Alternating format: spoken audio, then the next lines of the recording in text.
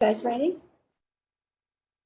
Okay, so it is August the 3rd, 6:32 p.m. and I call this meeting, City Council meeting to order. And we'll start with the roll call. Mayor Pro Tem Villalobos. Gotta get my list here. Councilmember McGovern is absent. Councilmember Styler. Here. Councilmember McLeod. Here. Councilmember Clinton. Here. And I am Mayor Gleiss. If you would please rise for the Pledge of Allegiance.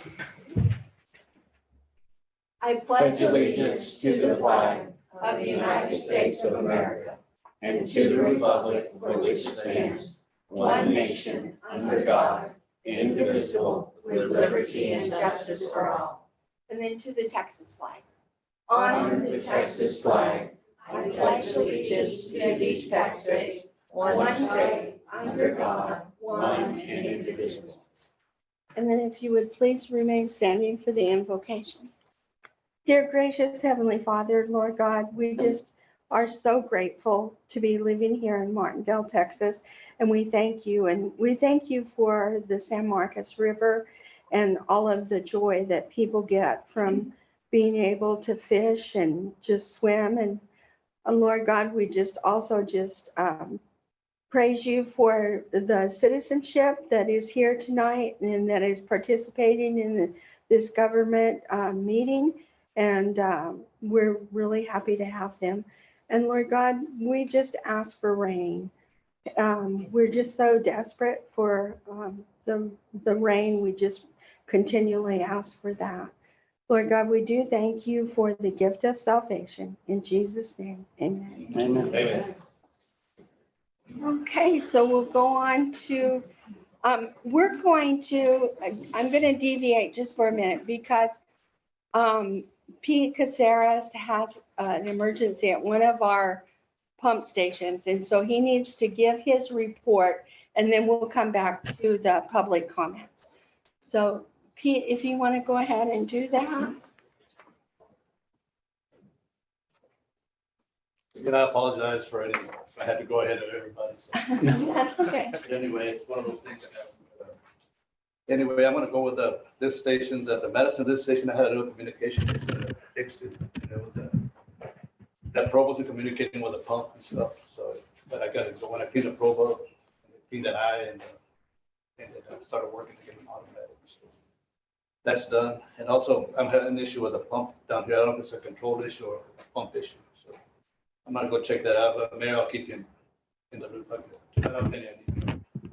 Crockett Street, you got a. Crockett Street. Oh, okay. And also at the Martindale Park, not Martindale Park, but at the Martindale pump system, we irrigated like 16,500 gallons this month. And we did a lot of recirculating of the effluent, and we also aerated the ponds to keep the pH in the balance and also the algae down, the effluent, so it can stay in line with the parameters and stuff. And also we did all our influent readings. We captured our flows from the lift station back to the wastewater plant. And we checked all the wirings and controls and control panels and at all the lift stations. And I've been adding that Aquafix, that treatment we bought, and it's helped some. It dropped about 1.5 feet. And we have like a maybe 5 foot of freeboard in the lagoons right now. But plus the sun is helping out too, because there's a lot of evaporation right there. Is this some of the lowest levels you've seen in a while? I've seen them lower before. Yeah. And right now we're sort of handicapped there because we had a broken effluent line, so we're working on that. And also I'm going to bring this up. We were working out there Saturday, and there was a gentleman down there that was shooting where we were working at. And with me and Sean and my son, we're down there working on this pipe and stuff. And we don't know, we didn't know whether to call the county or the city. So I don't know if it's a county issue or a city issue as far as law enforcement is concerned. So, but they quit shooting after a while. Well, I'm glad that actually that Sean McDonald called me, and then I got in touch with Tommy because we had people shooting at you before there, and Shooting at you? Well, not at us, but towards them, well, in their direction. yeah, you can hear the water, you can hear the bullets go through the. This has been going on for several years. If you go out to the shed, you'll see bullet holes through the siding.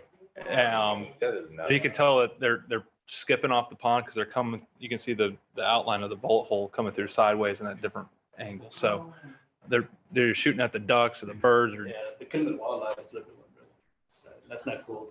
Yeah. But I think, well, you're right there. When Vinny was here, I think. You want the chief to say anything about it now or wait until his report? We can wait till his report. Okay, thank you. And like I said before, I'm gonna set up get some quotes to clean the sewer lines in the system. You know, and, also, we gotta repair that effluent line at the plant. And I think the mayor, I think I told you about the vegetation around the ponds. Yes. And I got the revised quote for the generator repair there, and also we need to get that sprinkler for that irrigation line. Remember, we need that application filled out, I guess. Yeah. So those items are on the list of repair items covered under the grant that we got notified that we're likely going to receive award. Don't know when that funding is going to come, but that should cover some of those items. Because I really need that You irrigation. can just reimburse it later. Oh, you No. can feel like that? No. That needs to happen now. Yeah, because that's a big high cost for the. They're talking about the fixing the line that broke or No. new sprinkler? The big sprinkler, that big gun, it's up in the hill. Yeah. It has a higher output than the smaller sprinklers. Okay. Maybe we just get that fixed then. I mean, that's. Because we're going to replace that entire system under the grant. Yeah, at least get it functioning. For right now. Yeah. And we irrigated like 16,500 gallons, and we averaged about 5,500 gallons a day. And then we had like I think it was 0.05 acre feet that we applied the effluent on. Now I'm going to get to the influent, or we pumped into the plant.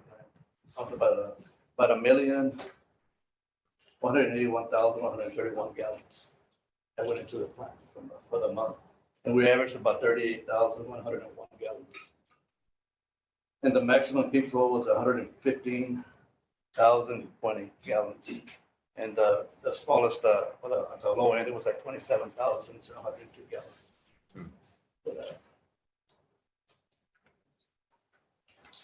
And the pH has been doing pretty good. They're pretty well in balance.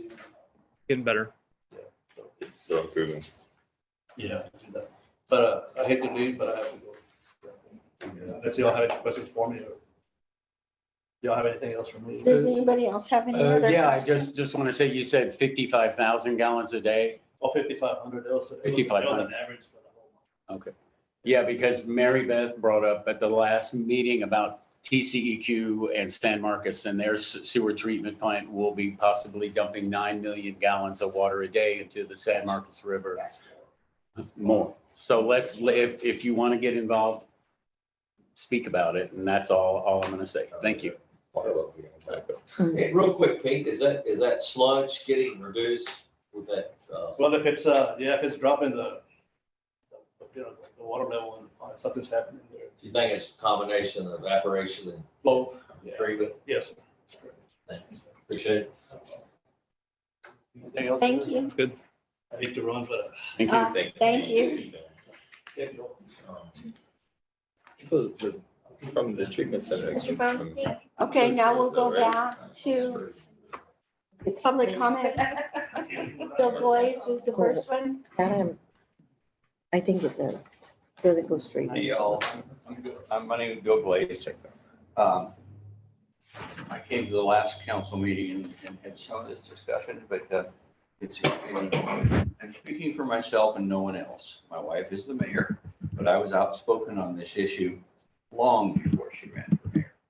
I am extremely vehemently against using Martindale taxpayer funds to fund the library to provide about 60% of their operating budget.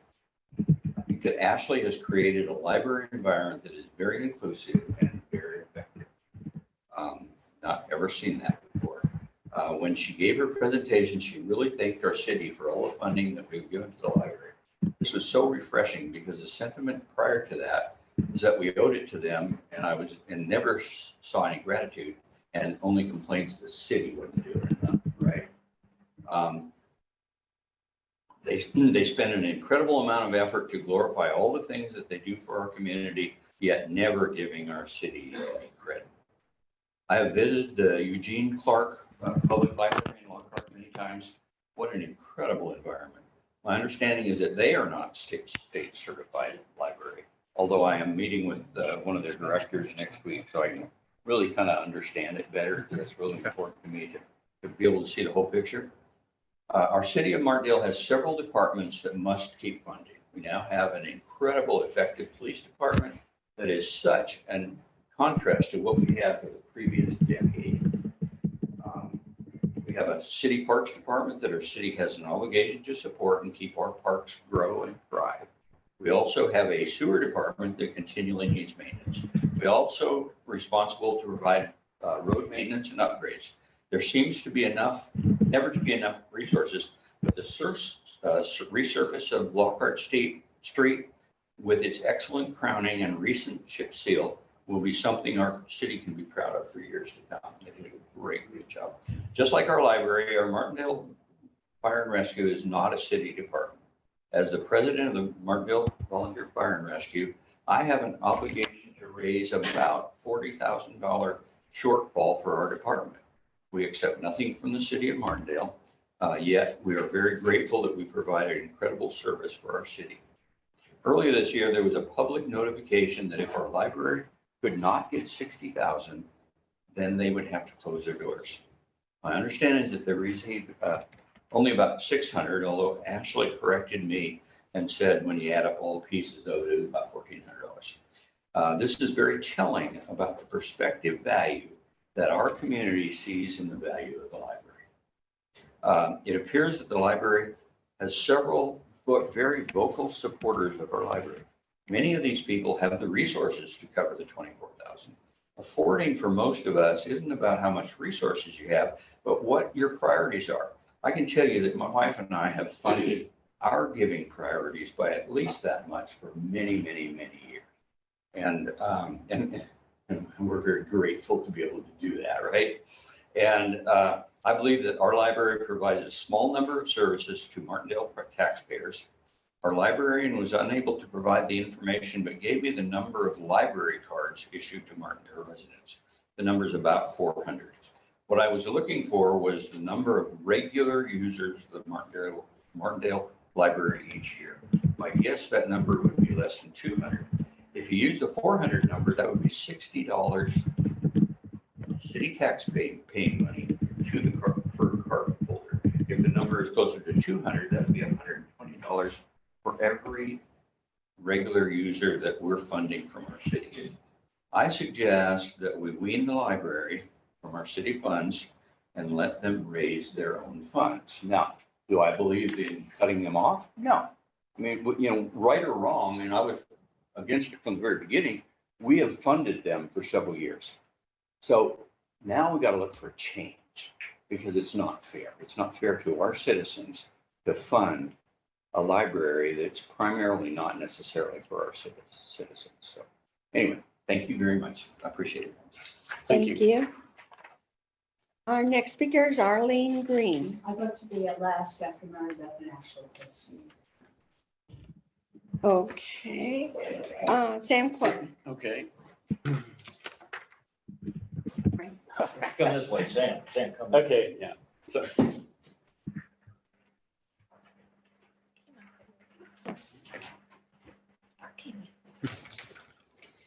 Thank you, fellow citizens and members of the City Council. First off, I'd like to thank the mayor and Laura Fowler Sanchez and her mother for rearranging the room. The mayor also bought more new folding chairs and the tables and our chairs. We got the flag now in one direction, so we're all facing the same direction. Our business constituent side are now on their side, and they have wonderful attire tonight. Thank you so much. So also, we're having some hot days ahead, and I know it's going to be even hotter, and I know this isn't really cool, but I think hopefully between maybe when the library is open and then when maybe we're open during the day here, that if citizens need to come for a place to cool off, I think we should encourage that and have them come here. I would like to see us maybe have a window fan drive like they do in San Antonio. We're also up against stage 3 water rationing, as Martindale Water Supply has told us. And we have been told about when we can water and when we can't, and that if you have a well, please be mindful that if you're using your well, that it's the same aquifer that the city is using. I know that because I see someone very close to where I live that waters 5 hours a day during the day. I witnessed that today. So, and then our topic tonight is a request for proposal for maintenance for the park. So I'm very excited to hear about this. I have been working at a Presidio military base, National Park, for the 20 years before I retired. So I'm very familiar with landscape maintenance, gardening, and managing employees. We have a high amount of garbage now that we have had, but because of us starting to charge money and we have accumulated perhaps about $4,000, the garbage is less. It isn't as bad. The attendance is down. And I want to thank Mike and Matthew, who normally sits on this end, for putting up the signs. So I'm excited tonight, and I would like us to also discuss the perhaps having, purchasing our own equipment, buying a, say, shipping container and putting the mower inside there, or are we going to subcontract it out? So these are topics that we will be discussing tonight. Thank you. Thank you. Okay, Mary Beth. Sure. Yeah, speaking about the library draft contract. Okay, our lawyer called this a one-sided contract. And also, there's several items that are not required of a nonprofit that are listed on here. Okay, we still need to take this to our library board, our lawyer, and to TSLAC, this Texas State Library and Archives. Okay, if y'all got a copy of the draft, okay, anyway, the council members do. Okay, the first paragraph is fine. I agree with that. Okay, the next one, term and termination. This one is written for a period of 1 year and 3 months, 15 months. When we originally spoke with the mayor and Jared and Adrian, we asked for 1 year. Okay, that's 12 months. And I have a question about that later. Anyway, I don't know, we have 15 months, 12 months, if y'all can pay us for an extra three months. I understand why you have this, because it's for the different fiscal years. Okay, the next one on responsibilities. The first one on A, okay, that was fine. That's part of the Texas Administrative Code. To do that, that's by law. Okay, the next one, provide Martindale with the use of the library and designated meeting places. That means we have to provide the city. Okay, our library board voted back in March to not allow outside groups to use the library. We had a problem, so we voted not to allow outside groups to use it. Okay, for example, I'm making up this name. If, let's say, the son of Satan wanted to come in here and use this room, and they say, oh, no, we got the library, y'all go use that. That's against our policy. We would not allow that. So anyway, that's why we voted to not allow outside groups. See on here, it says to provide Martindale with a written annual budget. Okay, according to our lawyer and also some other legal advisors, we can do that. It has to be provided during business hours and in the library. Okay, that's nonprofit. And also D right here, that's a big no. Our lawyer said no, can't do that. All we have to do is provide for IRS form 990, and that takes care of all that. That's for our nonprofits. And I have a question. Do y'all ask other services, contracted services, people that y'all pay money to, you ask them for all the same information. Okay, on E, right here, Slide Martindale with a written invoice 30 days prior. I don't have a problem with that. We can send y'all a big old bill. Okay, letter F on here, cooperate with Martindale in good faith to support civic events. Okay, we do that. However, does this mean we have to provide email for y'all, post your social media stuff? Ashley is busy full time just doing library stuff. She doesn't have time to be posting y'all's social media stuff. If you need a public information officer. And also, you may have something that goes against our policy. We don't have any religious or political things. I don't know if y'all talking about what the library provides or is that for the city?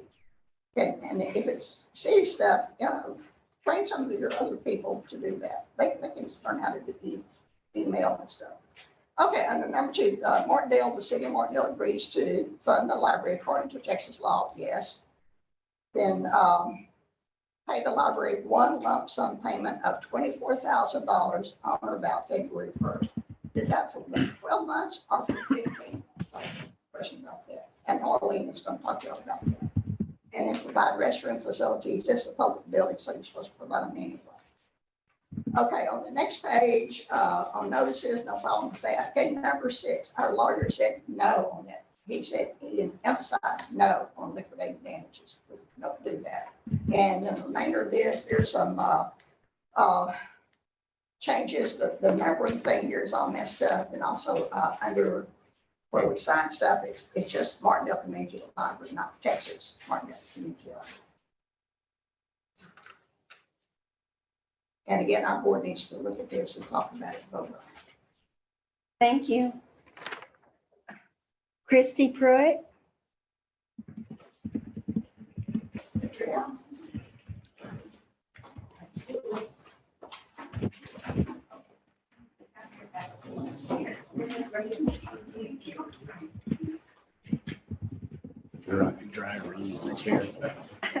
Well, thank you, Mayor, City Council, for the opportunity to talk about the library. My name is Christy Pruitt, and I'm a citizen. We moved here, I don't know, 4 years ago, maybe 5 years ago. And I specifically wanted to move to Martindale because of the community atmosphere, small town, close to the amenities of San Marcos, but not in San Marcos. One thing is I was working many hours at the time, and I yearned to go with my daughter to pre-K story time. That was like one of the things that I yearned to do. And God provided a way that I could quit my full-time job and spend this time raising my daughter. My husband and I choose to homeschool her. So there is limited opportunities to have her interact with other children. However, when we talk about a city or a community, we often talk about the quality of life of the city. That's what attracts us. Do they have, if you're looking to a bigger city, do they have a splash pad? Does Parks and Rec put on events? Are we going to have a July 4th fireworks show? Things like that. There's limited amenities in Martindale. We have to acknowledge that. There's limited amenities in Martindale. As much as we, want to spend money, there's limited funds in Martindale. We all acknowledge that as well. However, the library is your communication and information hub of the city. Okay, this is the place whenever we are in the library that people come in, they ask questions about the community. They ask for directions about the community. They ask for historic information about the community. I'm not sure how many people you get into City Hall that are going to ask these questions. Okay, so it's used as your community hub. Okay, also the library is a way for moms and dads, of course, moms and dads, but a lot of moms to get together and to build a, I don't know, not a club, but a network. Thank you, a network. I have found, just by sitting in the library, how many people in this community homeschool.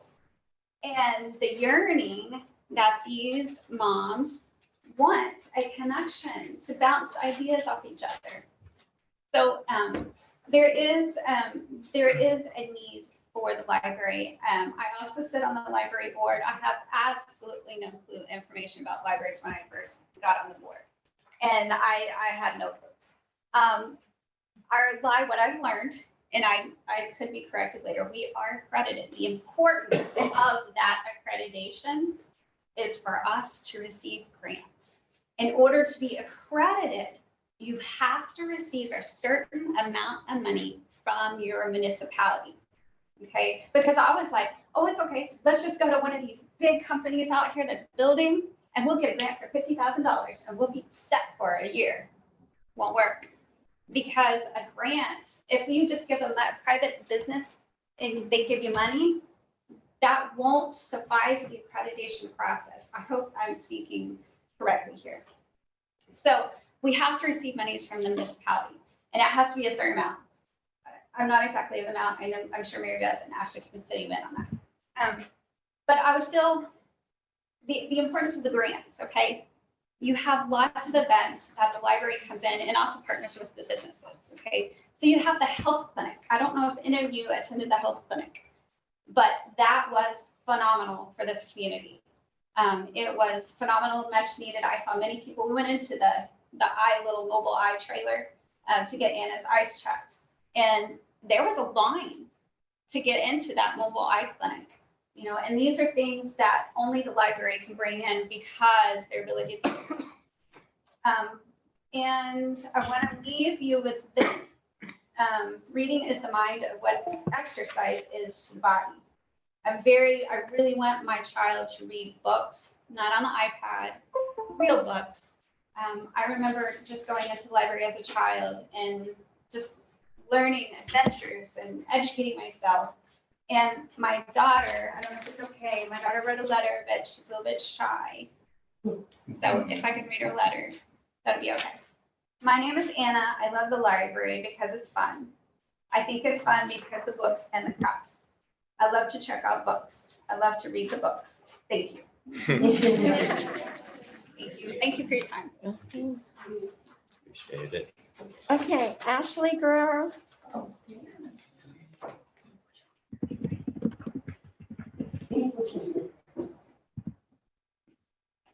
Hello, everybody. I am Ashley Guerrero. I know that most of you know me here, but I'm the library director at the Martindale Library. And I know that this is a bit of a rehash. When I spoke at the budget workshop recently, we already talked about some of the programs that we're offering. But I just wanted to make sure that I want to make sure that we have a great working relationship with the city. And I think part of that entails being open, being transparent, and being vocal about the services that we're providing. So I'm going to go ahead. I apologize. It might seem a bit redundant, but I'm going to go ahead and tell you all the upcoming programs that we have. So starting off, since Anna was talking about our weekly story times, we do have that once a week, every Thursday from 11 to 12. For next Thursday, we are going to be centered around a theme of back to school, since that's coming up very shortly. We also have a special Grandparents Day that we are doing in September, and this is honoring all of the amazing grandparents in our lives. We have Coffee and Conversation every Friday from 11 to 12. And this has been a program that is supported and funded by St. David's Foundation. It's a great way for people in our community to come together to establish that rapport, that network. And it's also a great way to boost our just our connection with one another in the community. This upcoming Saturday, of course, I also have a reading program. That's one of our biggest events during the summer that the library has to offer. August 5th, so this upcoming Saturday, we have Pause with a Cause. And so this is going to be from 11 to 12. We are creating no-sew chew toys for our dogs and cats at the local San Marcos Regional Animal Shelter. We are also doing, in conjunction with this, we are doing a pet supply donation drive. So that is going to be running through September 2nd, which is our into summer big party that we have. Our next huge event that we're having is our Library Fill Day. This is going to be taking place across the street on the grassy lawn. This will be August 12th from 11 to 12:30. We are really hoping to bring a lot of the kiddos in our community out. We will be doing a mummy relay, which should be a lot of fun. Potato sack relay, which I love doing growing up. Tug of war, water balloon fight, and filler up activity, which involves car sponges, water, and lots of buckets. And then for our end of summer big blowout party, it's going to be September 2nd, that Saturday from 11 to 12, and we're going to be doing a mermaid finale, just in honor of San Marcos River.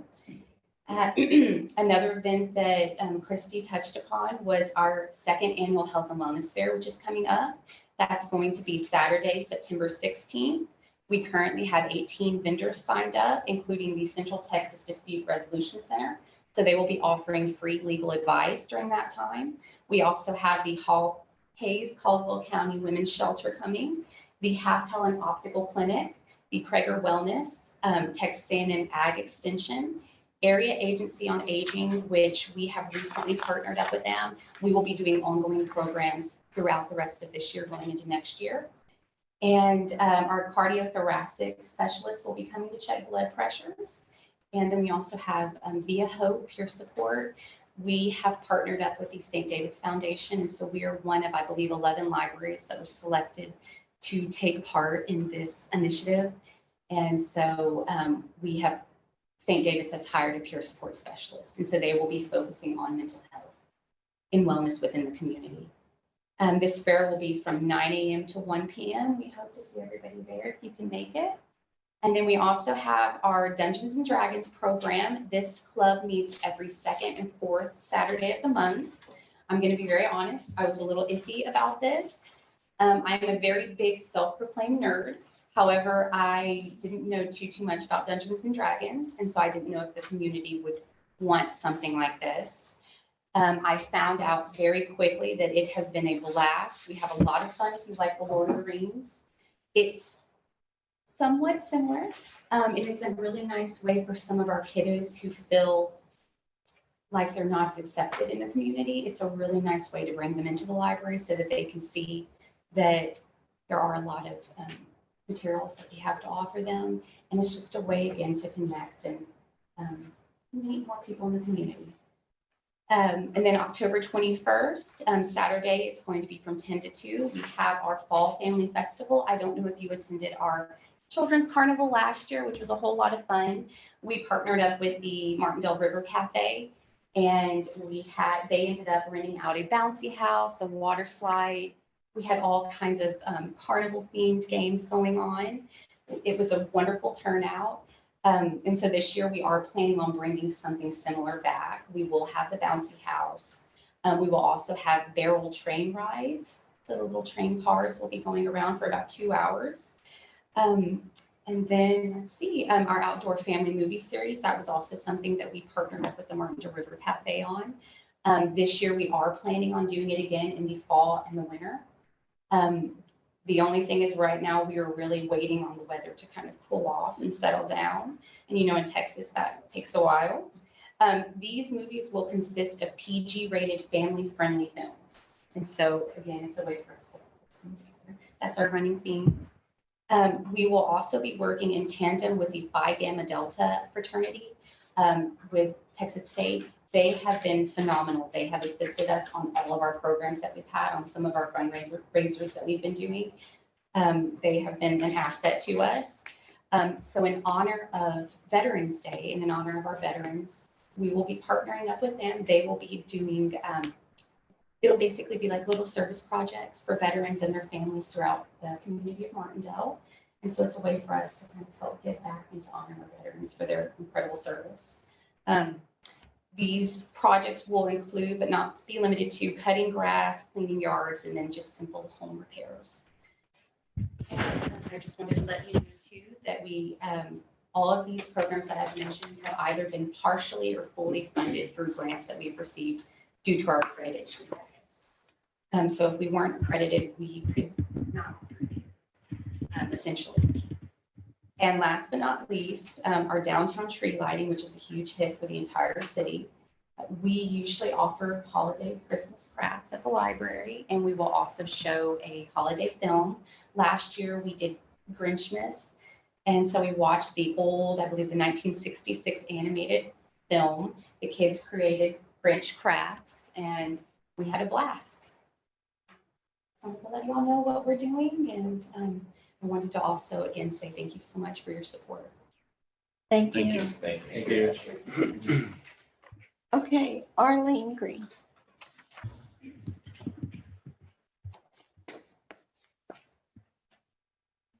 My name is Arlene Green. I'm the local coordinator for tax aid here in Martindale.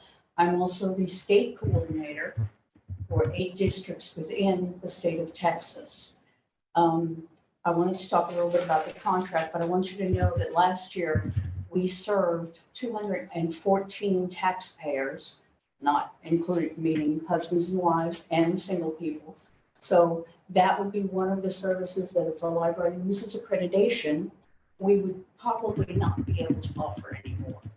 So think about all of the folks out here who can't afford to go to H&R Block or Liberty or Jackson Hewitt, who are delighted to come and see us every year to get their tax returns done correctly, accurately, and for free.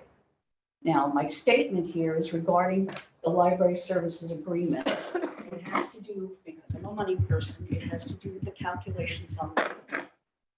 The first one is the required minimum amount by the Texas Administrative Code is $21,000 a year. Divided by 12, which would be an annual 12 months, is $1,750.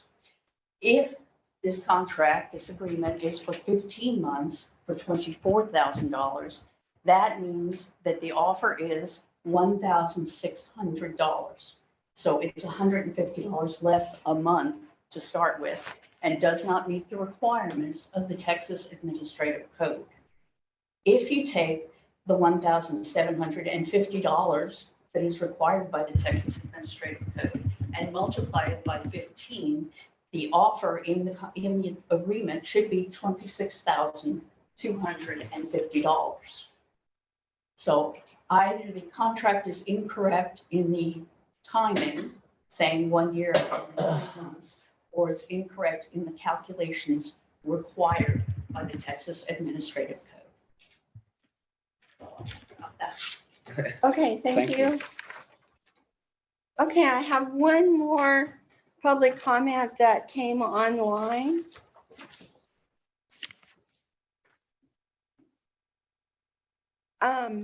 So I'll go ahead and read that one. I would like to submit my formal public comment. Our local parks and rivers are an amazing resource for our community. As a local resident, as someone involved in the paddling community, and as a parent who wants their children and grandchildren to enjoy these resources for years to come, I understand the need to keep them preserved. It is my understanding that we have people from out of town coming in and taking advantage of our rivers and parks. Unfortunately, because they do not treasure them as we locals do, they cause congestion, trash, and more. The city has started charging a parking fee in what I can only imagine is their attempt to curb the influx of out-of-town visitors. The logic would stand that people would be more reluctant to drive all the way from Austin, for example, if they had to pay $10 for the day. Thus, less congestion, less trash, etc.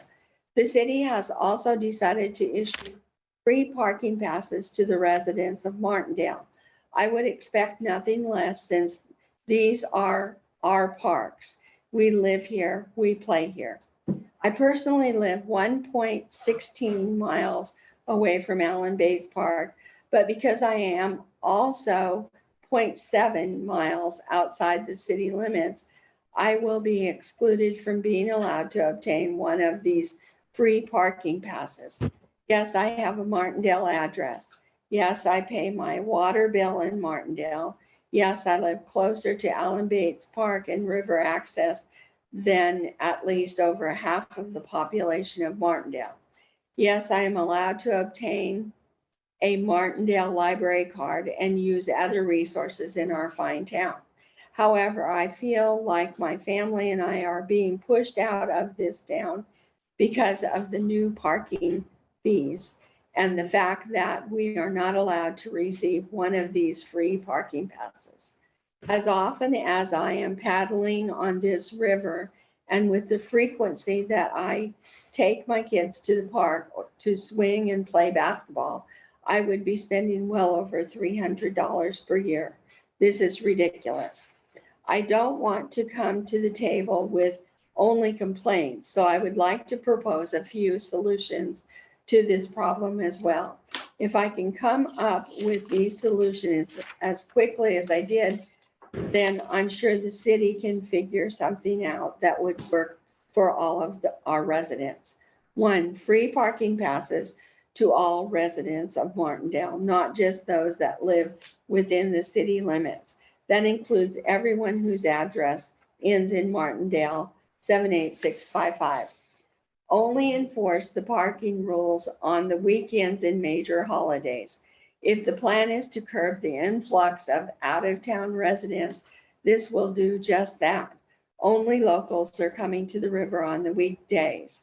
If someone is coming early in the morning before work, it is most likely because they are out-of-town paddler. Those are the kind of respectful out-of-towners that will keep our rivers and parks beautiful. They are most likely hauling out more trash than they are ever bringing in. 3, grant free parking passes to anyone who participates in a river cleanup. Maybe the requirement is multiple river cleanups. Maybe the requirement is that you have to have a Martindale address and participate in a river cleanup. That can be all hashed out at some later time. The point is that these people are the kind of individuals who want to keep our rivers and parks clean and show it through the community service. 4, charge a yearly fee for local Martindale residents who live on the other side of the bridge.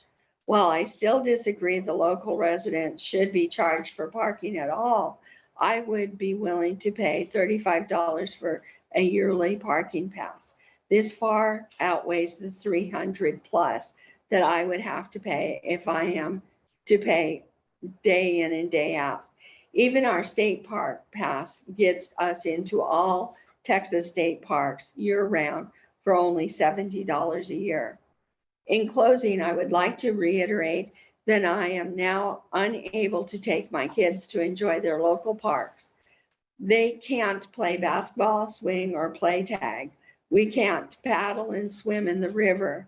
This is all due to the financial burden this new parking pass will now put on our family. Sincerely, Ramon Rivera. Okay, so our last speaker is Elizabeth Franks. You're welcome. Hello, everyone. My name is Liz Franks, and I moved to Martindale about 2.5 years ago. Actually, interestingly, during COVID, which was a whole other story, but similar to the woman who just spoke, my husband and I both wanted to find a kind of access to a city that is San Marcos, as well as access to an airport that is Austin. But we also wanted to find kind of a smaller community that we knew we could maybe kind of look into retiring in or be a part of that community. You can imagine my surprise and my husband's surprise when we actually came to Texas and found a community, and a community that is Martindale. Transparently, I had never heard of Martindale. Before I came here, my husband, the kind of priority, aside from having an airport, that was my request. My husband wanted to be close to his family's land. His family has about 400 acres, an hour and a half from here. So that was kind of the, there were a couple of parameters around this. But when I came and drove down to downtown Martindale, I was really pleasantly surprised to find commerce that is good things. And at the time, was Martindale, the Martindale River Cafe over here. I'm really looking forward to the new restaurant that's opening. I was really pleasantly surprised to find neighbors, like physical neighbors that actually came over to my house in the first week and said hello. Where I lived previously, I lived there for about 5 years. I couldn't tell you their first name other than waving from the driveways. So on top of that, I was really actually surprised to find a very transparent government. Again, driving through here, we noticed a library, we went in, the library actually pointed us here and said, no, there's a government, it is COVID, but you can watch the hearings here on Zoom. My husband and I have dialed in plenty of times. But last but not least is the library. I think the library is actually something very unique that is available in this town. I think certainly over the course of my life and probably many of yours, you've seen things like libraries and music and arts kind of trickle out of certainly our schools and definitely out of many of our communities. To see a small town like this that actually has a real library that is functioning, that is thriving. And I think it's fair. I mean, I don't mean to overstate thriving, but I think it's fair through all of the things that we've heard here today from many of the speakers and the moms and even the little kids. The library here offers a lot more than just, going in and renting a book for a week. Certainly the books are amazing. My husband and I are avid readers. I actually have a library of my own at home. The library has received many donations from me on books that I've read that I'm like, all right, this needs to move out. I can only have so many books. But it is an environment, or the library actually offers a lot more than just those books. They're offering a lot of community services and events and opportunities for children, opportunities for moms to connect, opportunities for all of us to connect. I mean, I transparently, if the library weren't here, I probably wouldn't be as involved or, coming down here as much. By way of even donations, sir, I appreciate you mentioned the library should be seeking more donations. Absolutely. I mean, my husband and I have not only donated, I mentioned the books, we have donated, made cash donations. I've actually purchased a couple of the pools and things for the little events out here in the park. We've also volunteered quite a bit of our time, whether it was actually in the library itself or at the kite events, all of that. I guess where I'm really trying to get to with this is circling back to the point I made in the beginning. When I came here, I was really surprised to find a very unique community here. And I think that the library actually builds on that quite a bit. And I think the loss of the accreditation, might very well mean the loss of a library, which would very well mean a loss of all of these things outside of the physical location of the book rentals. I get it. It's a very, technology is moving ahead. Many people are reading on their iPads, etc. But I wonder how all of those other things would actually be picked up and supported, and definitely would cost money, and how all of that would happen. I think, the one thing that struck me, and I don't know the answer to this, but I do want to kind of raise it as something for everybody to think about. So in your statement, you mentioned very transparently, and I appreciate that the government here kind of felt like a lack of gratitude was the word you used, and not getting credit for what you guys offer. I think that's a fair concern. I think that's a fair feeling to have, and to be maybe in that place of feeling disrespected or whatever it may be, but the lack of gratitude. I think that's something that really should potentially be kind of worked through in a positive way, rather than, hey, we haven't gotten the gratitude, so let's close it down. Let's stop funding it. And I don't mean to say that you guys are suggesting you're closing it down, but let's stop funding it, which could ultimately mean the closure of the library. So I would really encourage, this government to really think about, trying to find a positive way to move forward to maybe bridge some of those gaps a little bit, so that the community doesn't lose something that really is contributing so much more than just books in a room next door. So, thank you. I appreciate it. Okay, we'll move on to reports. Mayor Pro Tem.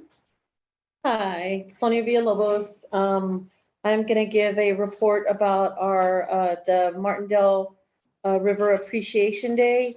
It's going to start on Friday, August 18th, and from 10 a.m. to 5 p.m.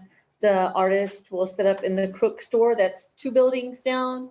So we're going to have art, kind of like river themed, nature themed. So that's going to be the the type of art that will be there, and also the vendors who will be in there will also have that type of stuff that they'll be vending. And then from 5 to 6, we're gonna have a very strong dancer, her husband. They're coming from 5 to 6, and it's like a little ceremony, like a blessing for the river. So we start off the events with that, and they have their real elaborate, regalia that they wear, and it's gonna be very beautiful. They encourage like citizens, if they would like to bring flowers, or if they would like to bring something from the river, maybe a shell or a rock or something, that symbolizes that connection that you have to the water, to this area, to bring it. And it will be a part of that kind of like art display that they will be creating at that time to do so. At 6 o'clock, our exhibit will actually start. It'll go from 6 to 10 on Friday. At 6 o'clock, we have the ditch crickets who will be coming from 6 o'clock to 8 o'clock. And then 8:30 to 10 o'clock, we will have Electric Gold who will be here in town. Saturday, we have another very exciting day. Saturday, August 19th, starting at 10 a.m. We have from 10 to 5, it will also be the art exhibit, river educational booth, and the vendor market. We'll have vendors in the street. All of our nonprofits will be set up in the green area, and that you could go by each nonprofit table and find out about their efforts in cleaning up the river, what they're doing to contribute to the riparian zone, what they're doing to keep the litter out of the river. So there's going to be a lot of amazing nonprofits who will be here. It's a good way to make connections, get on their email list, find out what's going on here in the area and with our neighbors as far as like what's going on with the river. 10:30 in the morning, we're going to have a river blessing by our indigenous mermaid. She is going to be our MC of the event, and she will also be here. Starting at 11 to 12, we have the Central Texas Danzantes. We have the Danzantes coming from everywhere in Texas. They come and they meet here, and that's also, again, just to pay honor to our river. Again, fully dressed, and it's about an hour-long process, but it's very beautiful. Their meanings, the way they step, the way they do, it's just to honor nature and our river. Starting at 12:30 to 1, we will have our River Stewardship Awards. And that's always very exciting to highlight some of our volunteers in the area and to find out like what they've been doing this past year. And also at that time, the nonprofits will have a chance to speak on the microphone and say what's going on.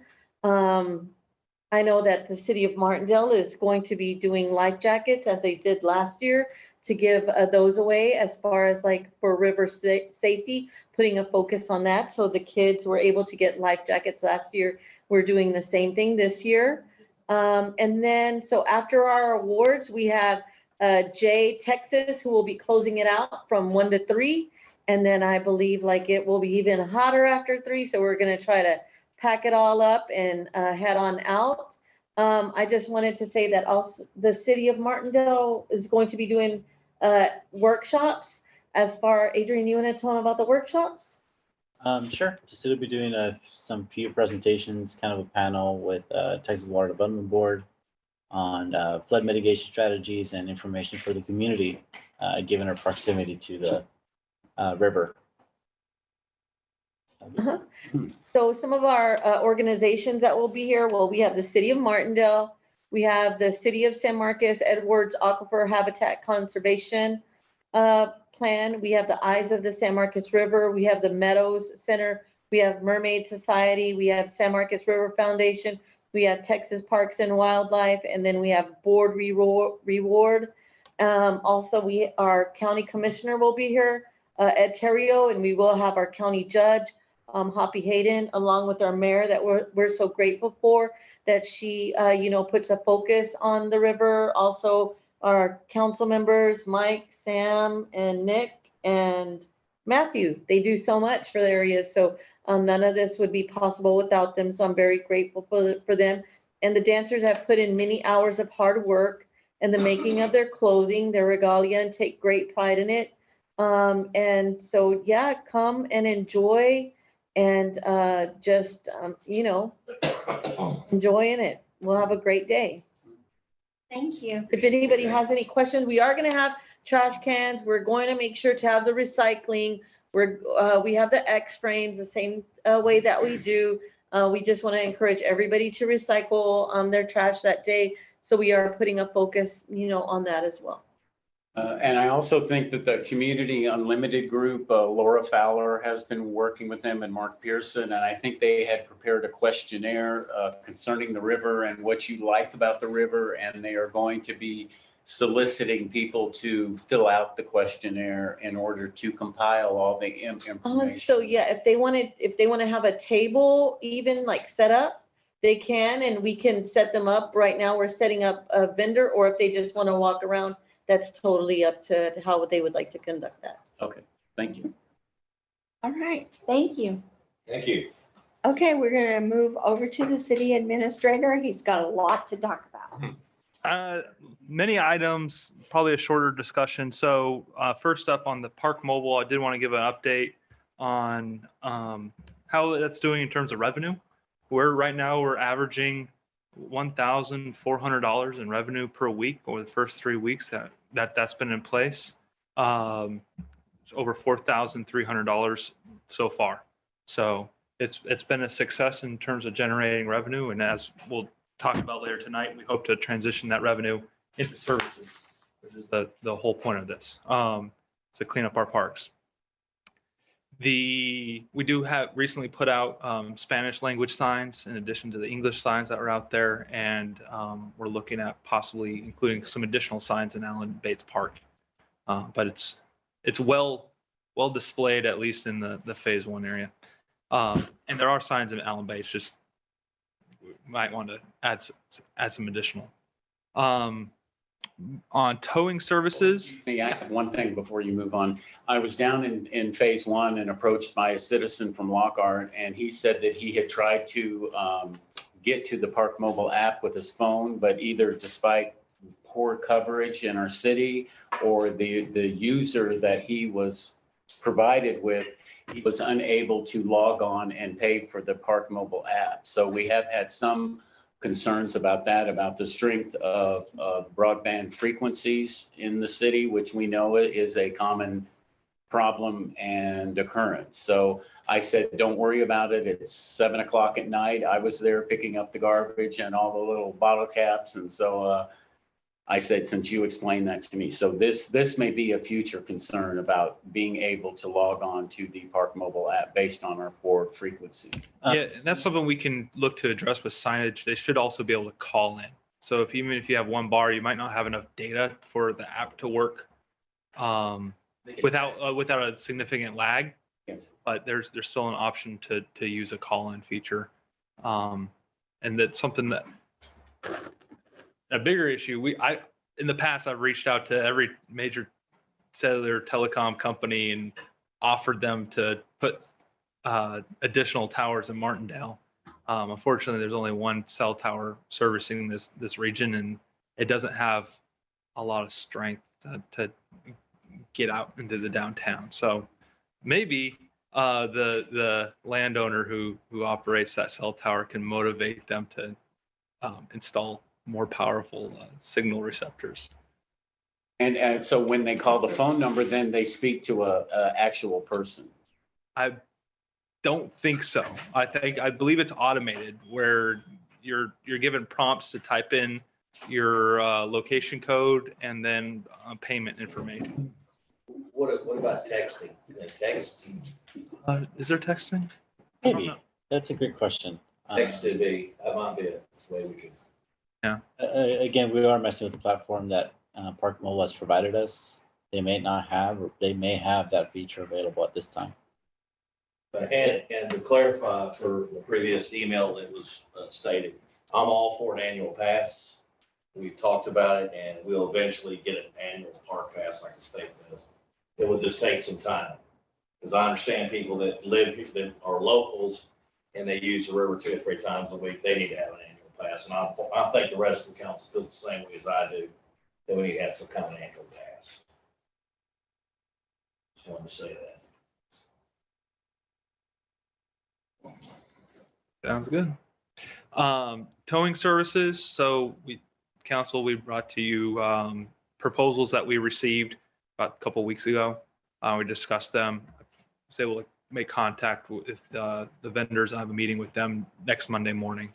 And so I'll be meeting with them to discuss their proposals and clarify some of the questions and concerns that we had. Hopefully we'll be able to commence with contracting activities shortly thereafter. I have a question about that. So say if someone is at the Skull Bridge and the no tow away signs are there, they're down at the river and they get towed and they come up, they probably have their phone with them or who knows what, and their car has been towed. I wasn't quite sure with the description that we had of the towing service, if only their yard was open on the weekend, if they're able to retrieve their vehicle on the weekend or not, or do they have to wait until Monday? If someone has to wait until Monday, that concerns me a lot.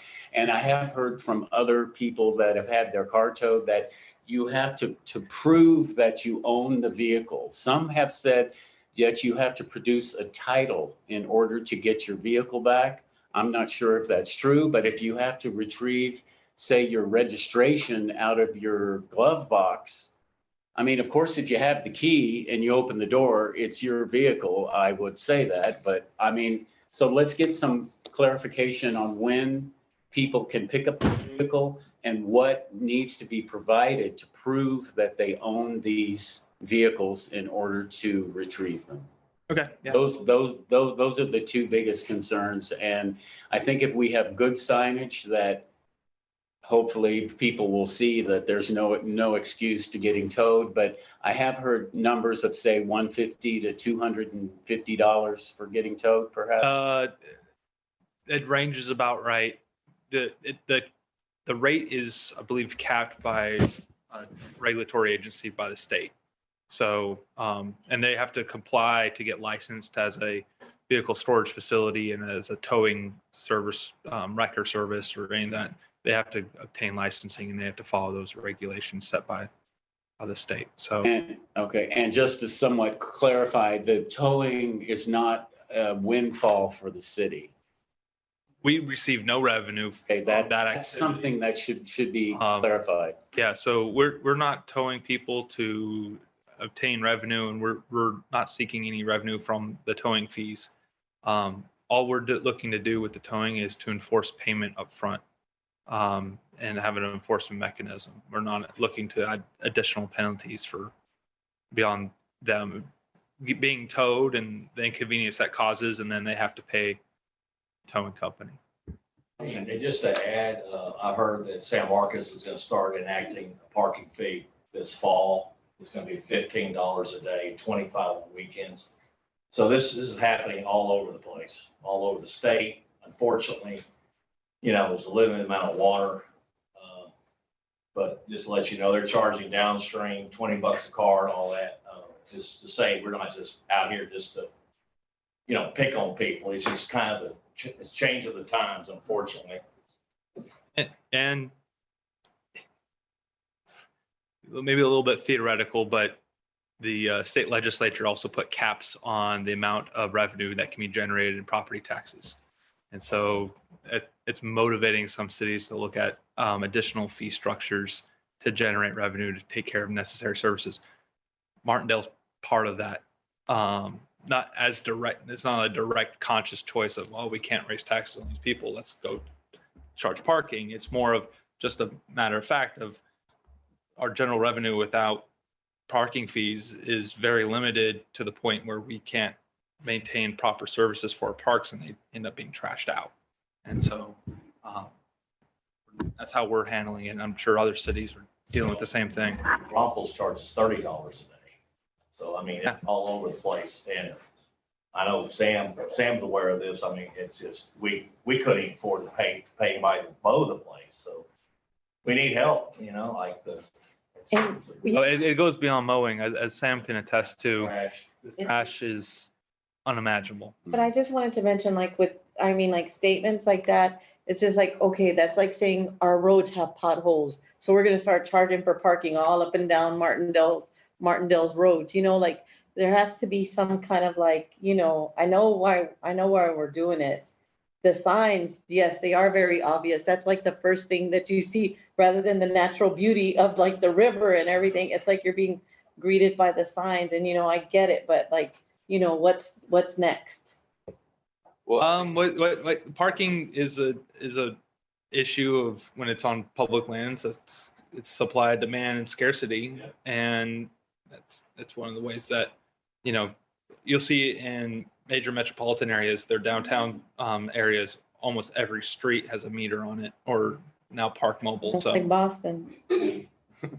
So one thing I wanted to state, and I don't want to interject into any more of your report here, but I think since we are making a good amount of revenue with just what we've put out there, it's really important. I think maybe we can think about doing a workshop of putting a plan together with that revenue for the parks. Well, that's part of what tonight is. The item 3.2, reviewing a parks maintenance request for proposal. That's if there's things that we're not doing that we should be doing, make a note now and we'll talk about it then. We'll get it included on that contract if it's something that makes sense to contract out. I think we just need to see how it goes for the year. That way we can budget it. Yeah, I think right now we're getting some good trends to let us know if we're in the right target on our budget setting that we did for FY24. So it's encouraging. Any other questions on Park Mobile or towing services? All right. The city put out a request for proposals for IT managed services. This is basically the services that are currently being provided by Versio. We're going out to recompete that contract. So if if you're a small business owner, friends who are small business owners or people who use IT help, let them know about this opportunity. We're trying to drum up as much interest and participation in that proposal process as we can. I think I've sent over 100 emails, just cold emails to random vendor lists that are listed on the Texas website and the federal government of IT companies who do business in Central Texas. But if there's likely local businesses that are using some service. And so those in the community, city council, and pass the word, talk to your friends. The more competition, the better pricing the city gets at the end of the day. And we can use the savings to build hospitals. So that solicitation that was published on note here, July 24th. We asked vendors if they had questions regarding the materials that were part of that RFP package to provide those questions by August 7th. And we anticipate publishing answers to those questions so that all vendors have access to that information. And then with a RFP submission due date of August 28th. The goal being that we'd be able to bring this to city council at our September 7th planned meeting and start the contract the 1st of October in the new fiscal year. So that's the path we're driving towards, and use all the help we can get.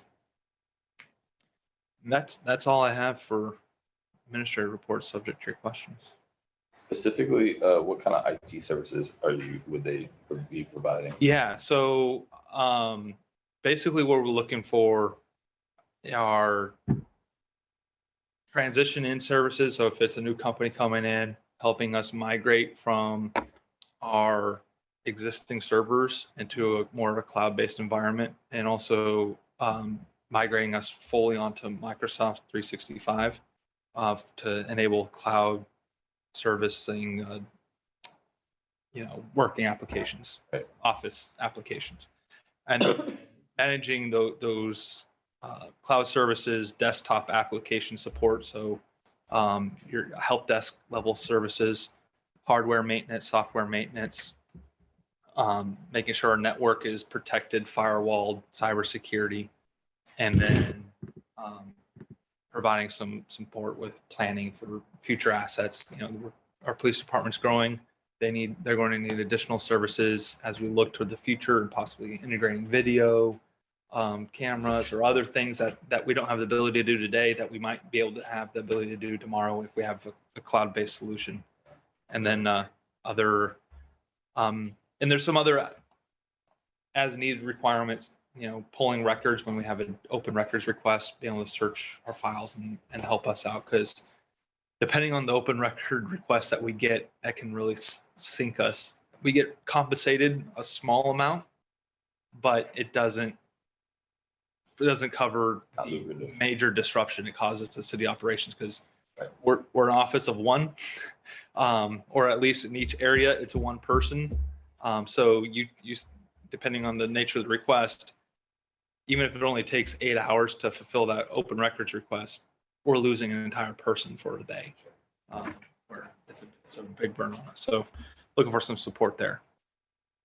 And then we're planning to use a best value trade-off on how we decide. So it's not just lowest price. We're going to also look at, you know, what their approach is, their past experience, and what kind of staff they can bring to bear. Do you have a deadline?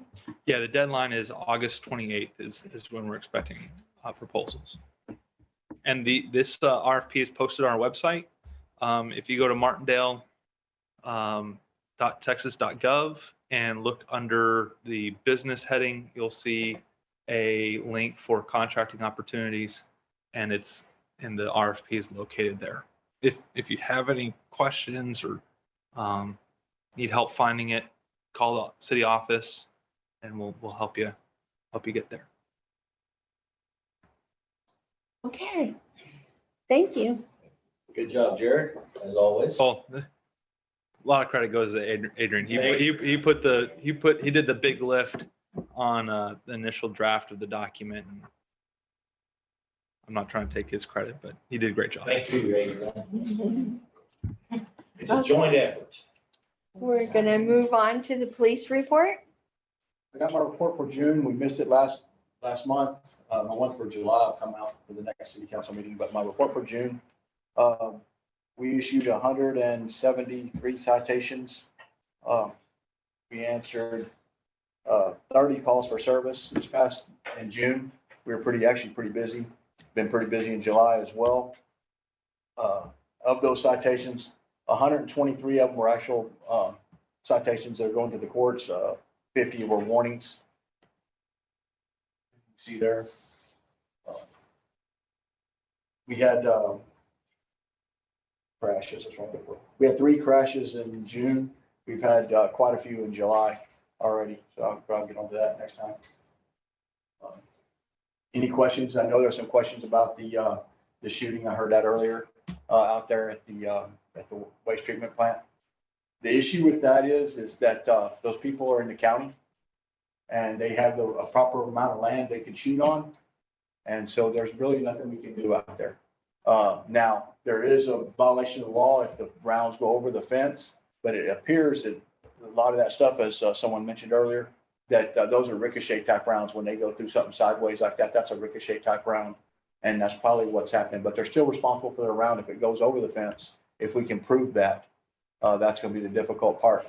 Looking at the GIS maps and so forth, where the people are shooting, it looks like they're shooting parallel to the treatment plant. So if it hits something there, it's probably coming back. It's probably a backwards ricochet and coming back towards that building, because people on both sides of our treatment plant shoot, and they both have the land to shoot. So that's sort of where we're. Has anybody reached out to them? Oh, yeah. Yeah. Hey, And they don't care. They're going to shoot. So there's not much we can really. You could berm it. I know it could probably cost some money, but it'd probably save our sewage guy too. That'd be horrible if anybody got. So because it's a personal place, you can't enforce like NRA range rules or anything like that. There's some laws I'm saying on our side. on our side. Yeah. Oh, we would have to be or we would have to permit the heck out of it, to get it Couple away feet that. in the water. So, that's the only Hey, issue. hey, out Bud, there. do you have something you want to add? Yeah, well, I've litigated numerous cases involving ranges, but I mean, bottom line is, you cannot shoot bullets beyond the confines of your property, and if you do, you're subject to being enjoined from shooting. Bottom line, you can't. You don't get to allow bullets to cross your property line, even if it's the result of a ricochet. So if ultimately there is a danger that is being presented, then that's something that we can discuss. But Yeah, can we write something up for that? Yeah, write a letter, Bud. Write a letter to that landowner. well, let me talk to the mayor and Jared about it. But if my understanding is that there are bullets that are leaving that property and are entering what is effectively city property, correct? Correct. Yeah, you can't do that. You can't do that. One of the things that you can do. Pictures of bullets. Yeah, you can rely on.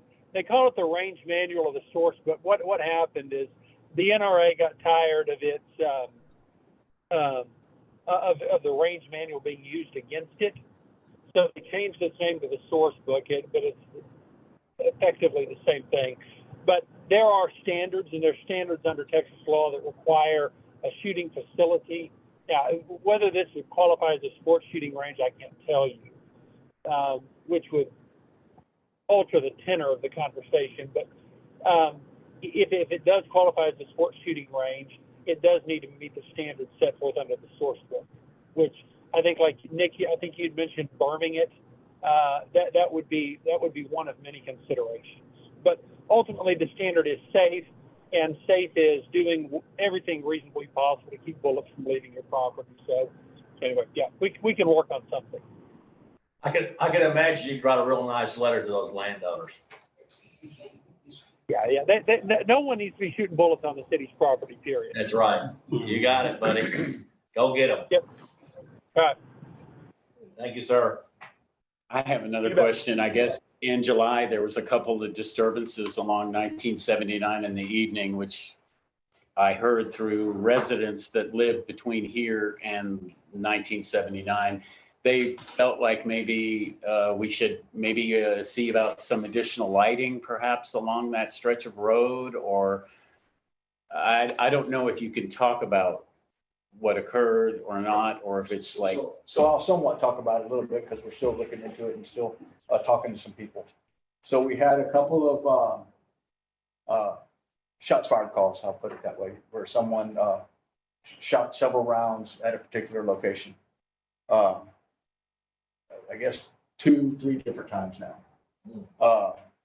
It's sort of a dispute. It is a dispute. We know the people that are involved. Just got to put it all together to who actually did what when at which time.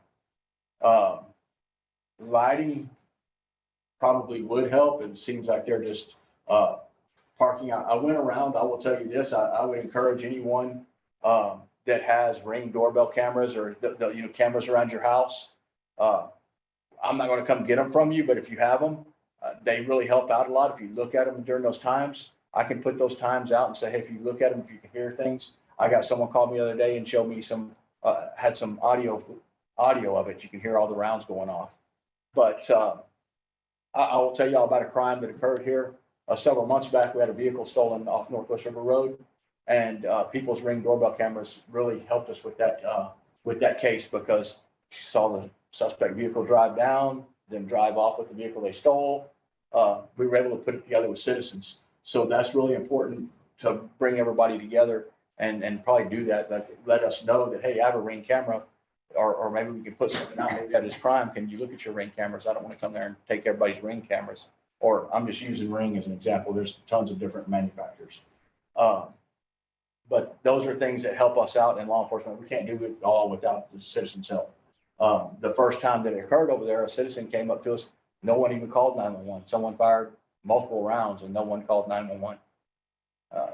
So that's some issue. I guess people are just afraid to call. I don't know why. But the second time that it happened, then 10 people called.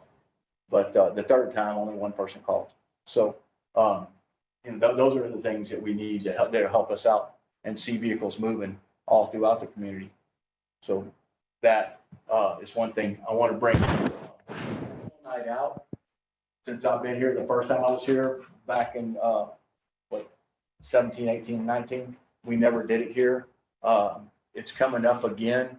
I would like to get with the community and let's have a national night out. In Texas, it's in October. Statewide, nationwide, it's in August, but it's too hot in Texas to do it. So Texas said we're going to do the first Tuesday of October, which is October 3rd.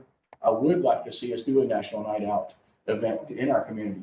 If it's, whether it's certain neighborhood or if we do it here at City Hall, I'd like to get with the mayor and city administrator and see if we can put something together and have a national night out, see if we can bring the community together and come here and let's have an event that we can all start talking and getting together. But that's a good event to get everybody talking, see what we do in law enforcement. More than welcome to come to the police department anytime and see what we got back there in the back. And that's where I welcome everybody and all the people on Zoom and that are watching as well. Can you talk about the time that the police department has spent educating the public in the parks? Okay, so that's, we had the workshop today and I talked a lot about that, but that's what we've been doing a lot of since all this has come to a head or it's come about to fruition that we're doing these things. They got the new ordinances in place. They have the parking in place. So what we've been doing, we haven't been going down and writing a bunch of tickets. We haven't been going down and enforcing a lot of stuff. We have been encouraging people, hey, go pay to park, you have to pay to park. So, I'll drive by and see 5, 6 cars there and then I can look at it on my phone and see that no one's even paid. So then I'll walk down there and say, hey, you guys got paid, and they'll go up and pay. Haven't had really issues. There's some issues that people have brought to my attention that I'll talk to the mayor and city administrator about this yesterday, as a matter of fact. I spoke to a lady out there. But, we've been going around telling people, hey, you can't have barbecue pits. Take the barbecue pits out. And then as you're showing them, show them all the charcoal. It's people that came before you that's just dumping the charcoal on the ground. That's the reason.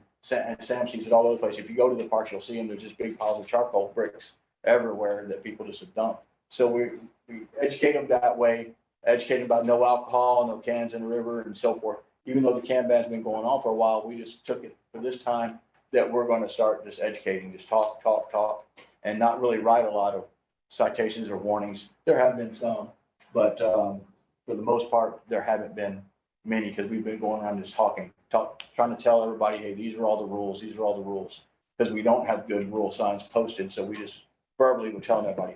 Now we've come to probably the end of that, just to tell everybody, we've come to the end of that probably part of it. And now we're going to start citing. I think it's been long enough, I guess, is a way to say that. That's what we're going to start doing. Real quick, so most people have no problem if you talk to about paying or most people, because I had one lady, I said, hey, unfortunately, you gotta start charging. She said, hey, I love this park, I'm from Lockhart, I have no problem. So the lady I spoke with yesterday, she had no problem paying, but she had I want to say she had a little tiny baby there and she had 3 other kids and they just go down there and she said, hey, I just bring my kids here for an hour. Can we set up something that we can pay for an hour or two, not the $10. So we have a shorter time that we're just going to be here for an hour or so. And then that. Is So maybe is she a local? She's not local. She's one of the people that the mayor read earlier that's lives in the area, has a Martindale address, but she's not. We could do an annual pass like the state. Right, something that would help her out. She says she brings her kids there almost every single day. And so my next question, how about the trash? Has it improved since we started charging the pay parking?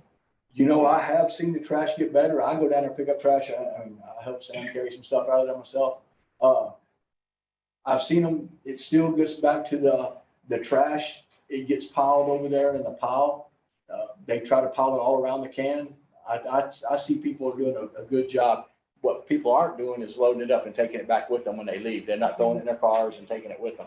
Right. That's one thing they're not doing. They're using it in the receptacles that we put out there. but they're small. And then what happens after that is raccoons or whatnot will get into it and just spread it real fast. You know, if we don't get it by the end of the night, it's gonna be all over by the next morning because you got hogs and everything else down there. So, So maybe eventually when we get the money, we could have those bear type, you know, the ones that latch that you can keep the varmint proof. Could be. Down the road or something. but I mean, I saw a hog got hit over there on the side of the road, and there was another big one, just a big boar down there. Now, am I correct to say that you were involved in New Braunfels with the can ban, right, years ago in New Braunfels? No, I was in the county. I worked for the county. But, I mean, you've been through this process of kind of educating people, Absolutely. and it takes a period of time. It does. So- It takes some time. In your professional opinion, you know, this period might take 6-8 months, a year to get everybody used to the rules, to, you know, the trash and. No, I think we're at the point now that people should know the rules now. I think the people we see there are repeat people. You don't get, I mean, you do get some new people here, but I think that most of the people are repeat people. They're coming there with their families and so forth and enjoying it. So they know the rules. So now if they're down there, you know, now I'm just gonna cite. What kind of citations have you issued down there? Cans in the water. Yeah. We've given some warnings for pits, like I think we gave a warning for a pit. I gave someone a citation for littering. And the only really a citation for littering is the person had a can. And then when they realized that I was calling to them because they're cutting there in the water, they stuck it underwater. Yeah, just stuck it underwater. I'm like, I didn't have a can. So, Well, I will say this, the rest of the council would agree with this. If it wasn't for your guys, we would never pull this part mobile off. It has to be law enforcement with education.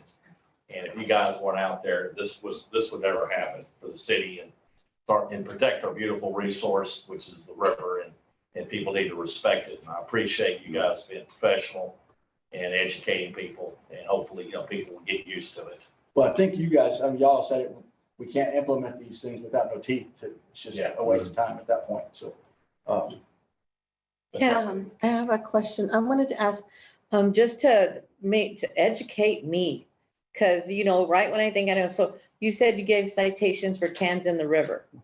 So you can give citation for cans in the river, or is it for containers in the park? so Like, well, it's two because- different things. So alcohol in the park is against our city ordinance. So if they have an alcohol container in the park, that's one violation. Yes. If you have a non-disposable container, a disposable container in the river, then that's another violation.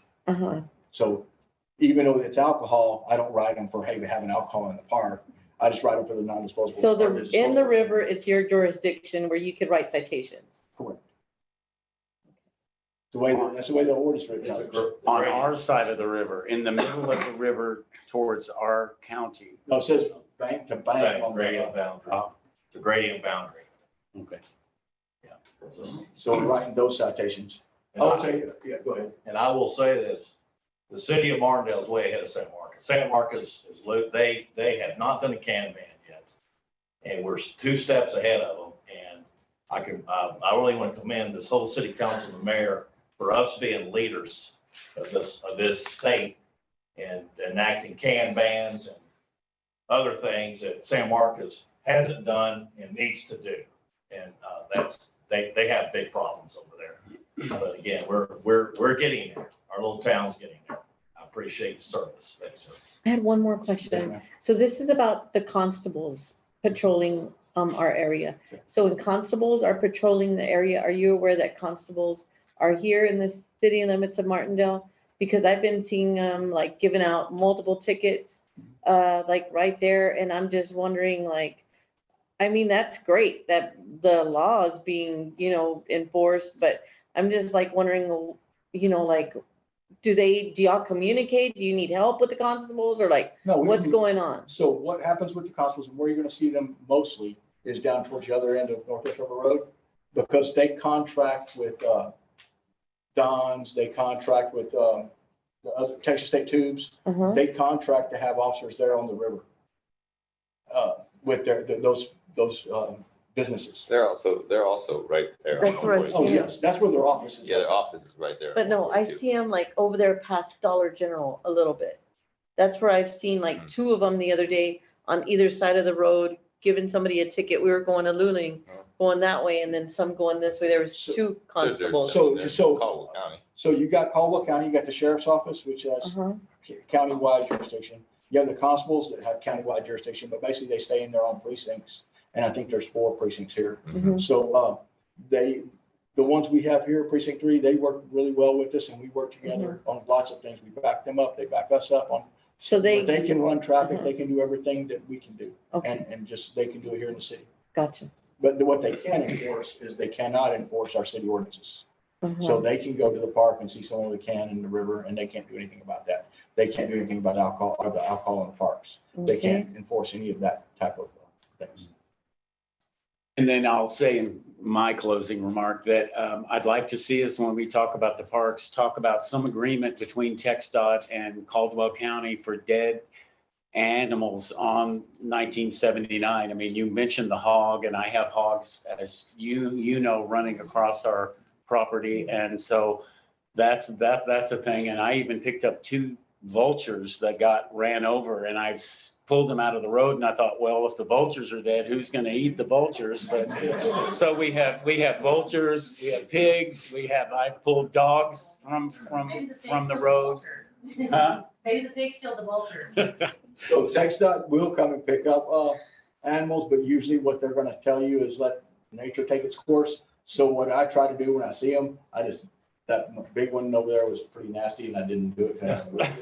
But I just try to drag them into the bar ditch and let nature take its course is probably the best thing to do, and they'll go away relatively quick. Yeah, the smell was bad for a short time, but okay, thank you so much. On code enforcement, I had put down for a code enforcement report, and I assume James isn't here tonight. No, so James is here, but he may have left already, but I'm gonna give his report for him. I wasn't prepared for a June report until you talked to me the other day, but I got everything. And I will be more prepared for June, for code enforcement. We just got James on board, and he's started putting stuff together for me. I will make a better report for code enforcement in the future. Why doesn't James want to make the report? Oh, I didn't ask him. I didn't even give him a chance. But he gave me the information of what he's been doing and so forth, and the reports he's been turning into me, and things like that. You know, we go out to places, and these places are already cleaned up. This is a report he made and submitted to me. One of them, I just want to show you guys. So this is one of the first places he went to and had all the tires and everything around, and he wrote a report to me and submitted it to me. That's all cleaned up now. So this whole place, and we put those door hangers on, as everyone could see. And I'm sorry I didn't have it up here. I wasn't prepared for that. But that's all cleaned up now. So where is that? So are most people compliant? Old Road? No, this one is off of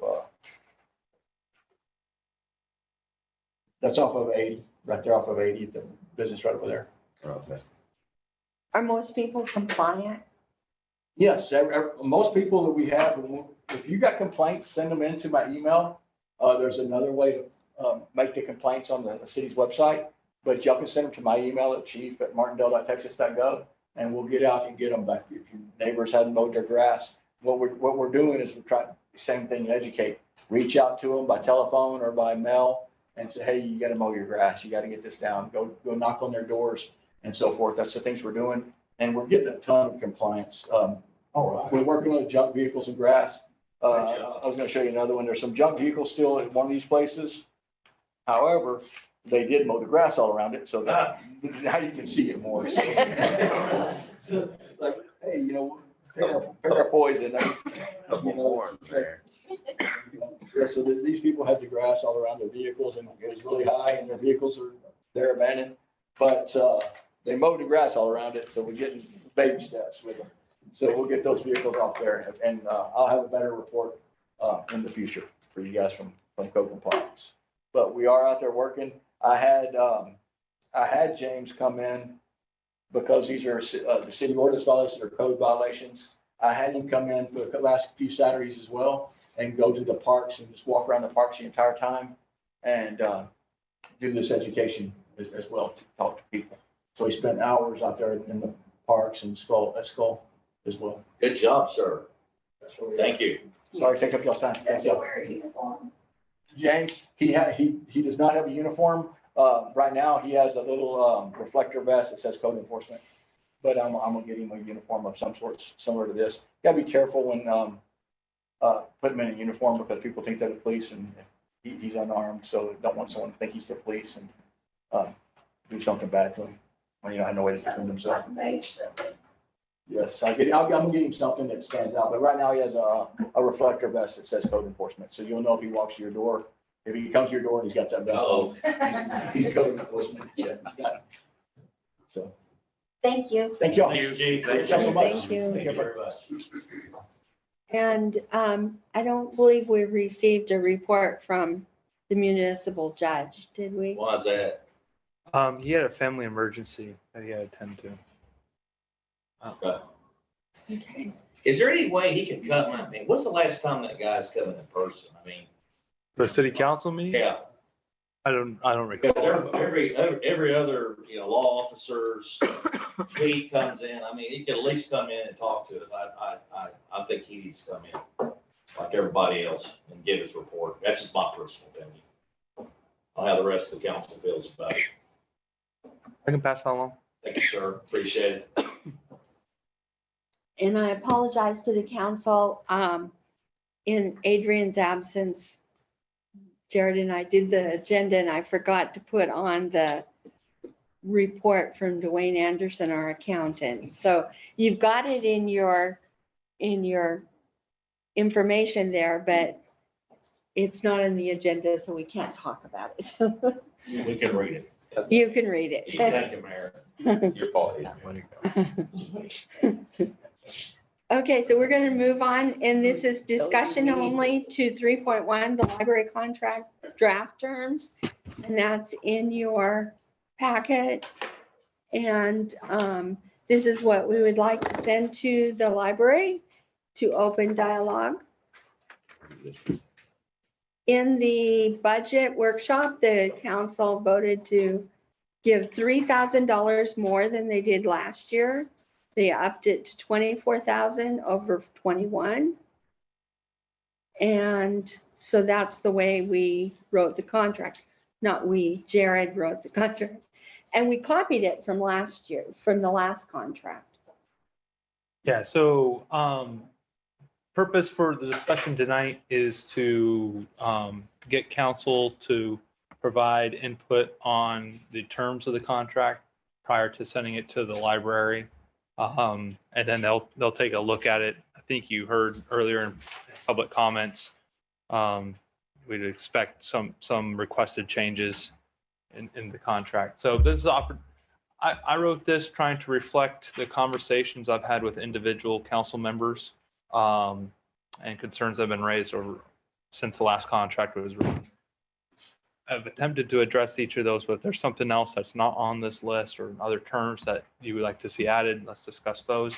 If there are terms that are included on here that you want to see removed, let's discuss those. And if you want to change the wording that with some of these items, we'll do that. But real quick clarification. So we'll discuss this and then we'll submit it to the library. yeah, then Say yay, nay, whatever. yeah, the intent, what I didn't want to do is take a draft that I thought would reflect the sense of council and have it not be what the sense of council was. Gotcha. And as we got into the negotiations over the contract, because then I don't want to be communicating something that the council hasn't already provided on. The first paragraph is just establishing the parties. The paragraph 1 discusses the term. The term of this contract was intended to be just a single year, 12 months. However, when I was drafting this, I realized if we did a single year, 12 months, there would be a 3-month gap in the period of performance from one contract to the next. The goal of this, my recommendation to the city council is that the goal of the city in the contract negotiations should be to establish a start and end date that aligns with the library's fiscal year, which runs on a calendar year system. When we are funding before and after January 1st, it's all the same fiscal year to us. It's different fiscal years for them. This will provide a lot more transparency in the process and the funding that's being used. What I mean by that is, if we give them a check, if we pay them our first disbursement of funding in December, that oftentimes it's the middle of December. That only gives them 2 weeks in the middle of Christmas to spend that money before the fiscal year ends in order to meet their reportable local government spending requirements. So we need to get away from that December disbursement. Doing it earlier in the year is plausible, but right now we're still at that point. You're still straddling 2 fiscal years, so it's hard to achieve awareness on what money was when and where and how it all gets added up. The key is, it's not so much, there is a requirement for a minimum contribution, but the stickler, as under my reading of the rules, is it's actually how much of that money is spent, how much local funding is spent. That's really what is determinative of their accreditation. As long as they have local government contributions up to a minimum, anything above that, it needs to be local spend. That's inclusive government and local fundraising activities. So again, that's where the difference between 12 months to 15 months comes from. Our intent is still to fund it's to fund their fiscal year 24 requirements. Their calendar year. Their calendar year 24 requirements, their fiscal year 24 requirements, within our same fiscal year 24, even though we have different end dates. That way, the contract negotiations, when this one ends, because that's only 1 year, would come up separate from the budget setting season, and the budget would be set.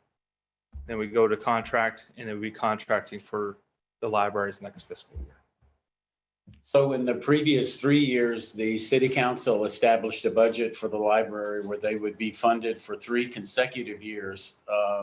We established a budget for the city to pay a contract with the library. There's a potential alternative interpretation of what he said. We don't set the library's budget. The city doesn't set the library's budget. We set a budget for ourselves to pay a contract to the library. So then if we did that for the last 3 years, however we want to say it, that issue in the course of the last 3 years of this 12 months versus 15 months never came up, or I never heard anything about that in the past, because maybe they had the money for 3 consecutive years in order to disperse it amongst their calendar years. Prior to the most recent contract was 3 years. Prior to that contract, there were deliverable items that the library would provide financial reporting. There was a lot of confusion with city council members, staff, myself, and even my perception is even within the library to some degree about what funding was going where. Because what was happening is funding disbursements that happen in the fourth quarter, very late in the fourth quarter of their fiscal year, can't get spent. So that funding actually is used to roll over into the next year.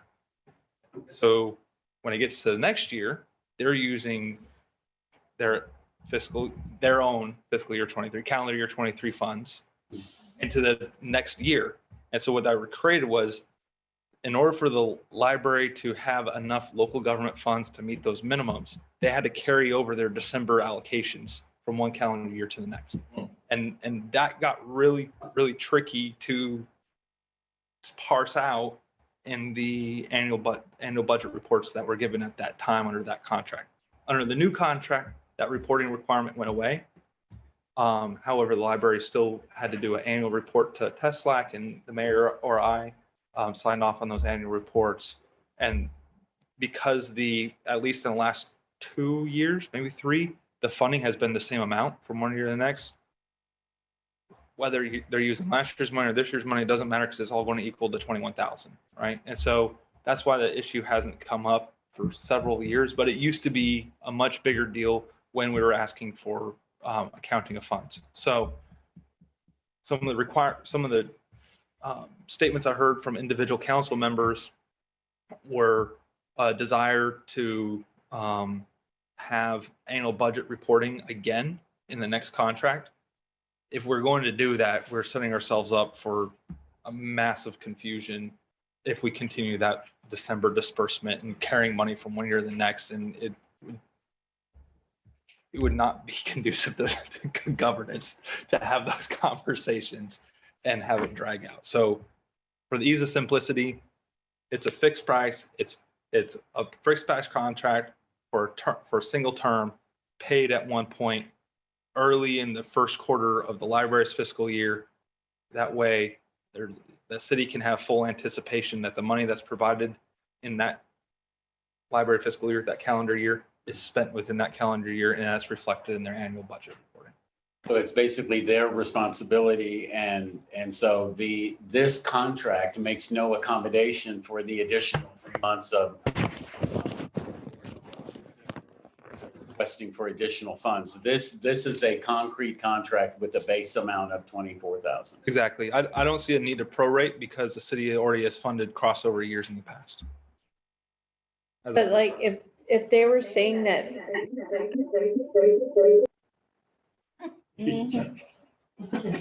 Remix. Waka waka waka. That was helpful. Hey, so if they were saying that amount of time is not conducive, like, to what they need to keep accreditation, then I would if you're saying, like, it's the 15 months, they're saying it needs to be the 12 months, like. If it's going to be 12 months, then the contract isn't going to start till January 1st.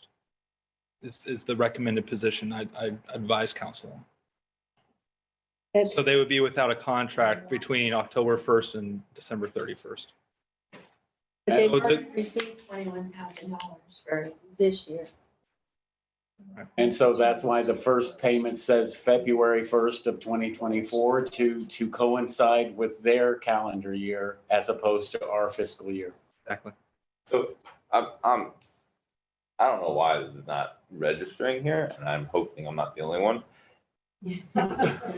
$21,000 is what they need to be accredited, minimum, for their fiscal year. So there's a, sorry to be difficult, but there needs to be a parsing of terms. So the accreditation requirement is on local fund spending. Sure. Local fund spending, which is inclusive of fundraising, private fundraising, and government funds. Oh. So the actual minimum, it starts at 21,000 as like a baseline when you're starting out, but that minimum shifts based on prior years. So in addition, so it's the state basically sets up one of 3 situations. The lesser of, or the more of, I should say, the higher of the 3. One is you have to spend either $17.50 per your population you're serving per person, per capita.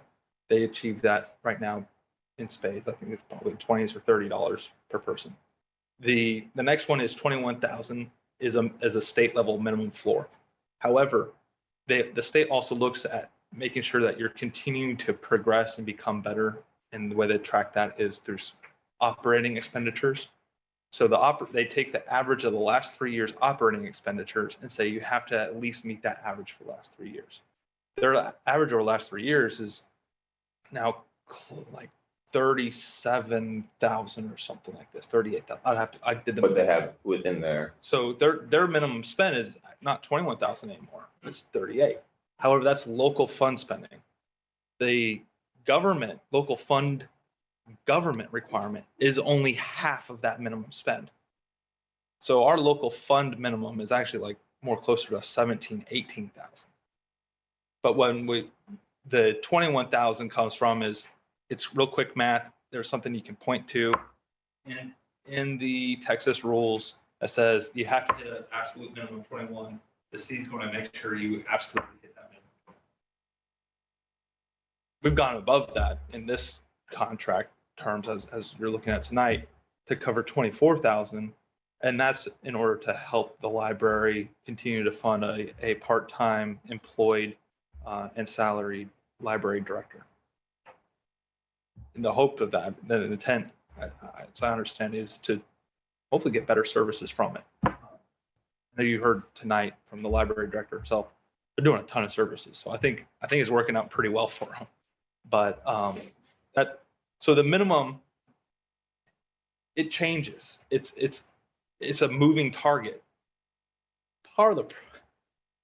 This is kind of a little bit deep in the weeds. Part of the problem you have though, say the library gets a massive philanthropic donation of $100,000, and then they spend that $100,000 all at once. Well, that's going to have a major impact on their 3-year average. And guess what that does to the city? The city has to cover half of their 3-year average now. For the accreditation? For the accreditation. So the city is in an odd spot with, if we fund them more than they're needed, we're signing ourselves up to fund them more than that's needed perpetually. I think it's a fair make, right? We're contracting for services, but it's something to be aware of, is if the city's not in full control of what the spend requirement is when it comes to financially supporting the library to ensure accreditation. So what I've heard from the audience, we're supporting the library. I mean, what you're saying, we're supporting, full support, and we're giving 3,000 over what they're asking for. So well, no, the library asked at the start for 25,000. In the budget workshop, that the city council negotiated, decided to go with 24,000. So within 1,000. That's pretty close. So, but what we're contracting for is the services that provides the community. All right, that's where what do you get when you have a contract with the library? You get services in the community that provide the community. So, some libraries are part of the municipal government. Some libraries are part of other district operations. There's a variety of ways that libraries run, but under this scheme, that's how it's done for Martindale. Okay, so If I can interject. no, No, I no, can't. we're not taking any comments from the audience. I do have a comment. There's one thing that we did miss. We didn't mention the garbage. The city also provides, it's in the TDS contract that they do not have to pay garbage. Is that a dumpster, Mayor? Yeah, they can use How our much dumpster. does that cost? What was a dumpster? Well, most people who do have to pay for garbage here, it's between $30 and $35 a month. So right there, 30, 35 right there. You're saving, you're getting that saving. Yes. Dumpster is $115 a month. That's for all of this. So want to stick on the term. Okay. Get to the rest. Is there any recommended changes to this term from council, or do we have concurrence, or are we good with proceeding with it? I just think that after, like, if you have a conversation with the library and you're gonna talk to them, I would say, like, if they're saying that 15 months is not gonna be conducive to their calendar, then have some openness with what they're needing in order to keep their accreditation. Yeah, I mean, they're also talking to their lawyer, right? You guys are gonna be talking to your lawyer, so it'd be good. We'll also be talking to our lawyer. This is, I've been reviewed by a lawyer. Yeah, that's what I'm saying. This needs to be reviewed by a lawyer, so the interpretation, no offense, not a lawyer yet. I think the interpretation Yeah, I think the interpretation needs to be reviewed and make sure that they're, we're saying what we're gonna be doing is making sure they're accredited. I understand after your definition of how they can be accredited and the different scopes of it. I haven't looked at it, so I can't say. I don't have no idea whether, I'm assuming you're correct. You have not led us wrong in a lot of situations. So, and all that being said, I just want to make sure that the city, yeah, it puts us in a weird spot. I feel like the city also needs to be able to have a say with what they are getting within their grant stipends, right? Because if we are providing their ability to get accredited, then it would be nice for the city to have some kind of say on like, hey, maybe we just, yeah, there needs to be more conversations had to like, hey, if you guys are applying for grants, help the city out, vice versa. It would be nice to be able to have that conversation. Does that make any sense? So this is really outside the box. And I hate to put the mayor on the spot, but having a say would require some participation beyond just a contract. Or would the city want to look into having a board representative, the mayor of the city, be like an ex officio non-voting member, or maybe a voting member of the library board as a standing open seat? Well, the one thing that when Mary Beth came through and went through the contract, I do think that there is a divide in this town for some reason of all the services that are provided. From the library to the parks, obviously not the police, but we should be working with each other. And I think we need to have better communication. I think that is a good option to create a better line of communication between the city and the library, so everybody's backs get scratched. That makes more sense to me, instead of sitting in here butting heads. Hey, let's work together and have better communication. So, the grants that they're providing could help the city, and vice versa. We're providing a salary for a person that is actually directing the whole scope of the library, which, it's a service. So, and I know it's needed. I'm grateful for the library, but I think there needs to be a better line of communication between all, from the city to the library to city. And I think that could be a good avenue. So This is what this is all about, Nick. This is about the communication, the contract. Sure. But how do we communicate? And they can send it back with their notes. This is not, we're not making a decision tonight. We're just saying, looks okay to us. They're gonna come back and do what they want to do, change it. So this is the very start of the process. Sure. So it is communication. It is open-minded and communication. And I think it was a good document, what you came up with, Jerry. Good job. So if you want to continue with it. Any comments on the term length? Besides, I got the note about remain open and working with the library negotiations on. For 12 rather than 15, or like just whatever they're gonna need as far as like their calendar. All right, let's go down to, this gets into the scratch your back, scratch my back kind of stuff. So the first one, as we heard in public comments, is almost a word for word restatement of what's required for accreditation.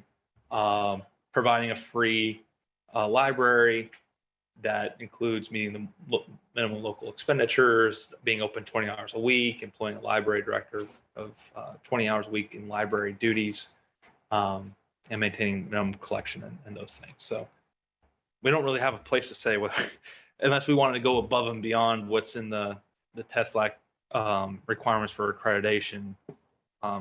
There's no changing that downward. No, that's a check. Comments on that one? All right. The next one, this is providing Martindale with the use of the library and designated public meeting areas without any fee or charge. The city used to make make use of this provision, and this has kind of been there for the last several contracts, I believe, for city council meetings and workshop settings. This was especially needed before the city invested in the TV monitors. The library was the only one with the projector screen. So when it came time to budget season, we're forced over there so we could all look at the same screen at once. It's less necessary today than it was, a few years ago. This is really just a holdover from prior contracts. And with that part B, when you're saying the use of the library and then you define it as a public meeting area, which it is in essence, what is the difference between saying that designated public meeting other than what the library is doing? Are you saying that then it is open? We're suggesting that they leave the library open for public meetings for the city? yes, that's what that's what it would result in effect. Yeah. But the areas is referring to beyond that central area forward of the book stacks. That's kind of where there's some tables and space for small scale events. Yeah. Well, I mean, in the past year or two, I have made suggestions to perhaps take a small bit of the library itself and established even the size of a desk to have what in essence might be a chamber of commerce, which is what they're doing because they said people come in and ask them questions. Where's this? Where's that? Or whatever. But there's been reluctance, from what I can tell, to share that space. So this is providing the city of Martindale, this wouldn't extend to third parties like a chamber of commerce, or this would be an exclusive agreement between the city of Martindale. I think it would be a stretch too far for the city to stake claim under this clause to force a library to provide space to a third party. Okay, but I just wanted clarification between how you define designated public meeting spot, and It's that area forward of the book stacks. Well, I would gather that there's some reluctance for even doing that, but I appreciate that in the contract, perhaps. Quick question. So in the past, how many times has the city used their facility? 2 or 3 times a year? Prior to the screens going up, yeah, at least. So but I don't think the city has used the library for a city council meeting in probably 3 years or more. Oh, really? So it's very little. It'll be used if we have it in the contract, that thing hardly. We haven't, I don't believe we've exercised it in the last several years. Really? Okay. Just say like if it was tonight, if we were to have a meeting there, right? So Ashley is only getting paid for 20 hours a week. So that means somebody would need to be there at the library while the meeting is going on. They are run by volunteers. So in essence, we're telling a volunteer that it's mandatory, somebody has to be there because of course it's the library. They have their computers, they have their stuff, or they have Ashley. But would there be compensation for them, like if Ashley had to work that day, or if compensation would be under the fixed price of the contract? So how the library would fulfill the terms, whether they fill it with their paid employees or with volunteers, is beyond the scope of the contract. We're not determining how they do it, just what they're doing, and then the compensation would be whatever the fixed price of the contract. I mean, we're all trustworthy people here. I mean, can we just leave us the key for that deed? I would be probably a stretch too far. I wouldn't want to take that liability. Just throw it out there. Yeah, I just don't, I honestly, let's pick our battles here. We don't even really. We're not battling, it's discussion, Nick.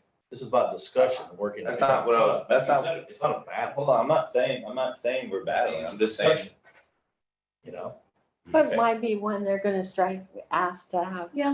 taken just out take it anyway. off. I think, just like I work and then we have really cute parent engagements, but I either want to get comp time or I want to get paid. You know what I mean? Like, just like as employees, as workers, as mothers, as wives, their time is valuable.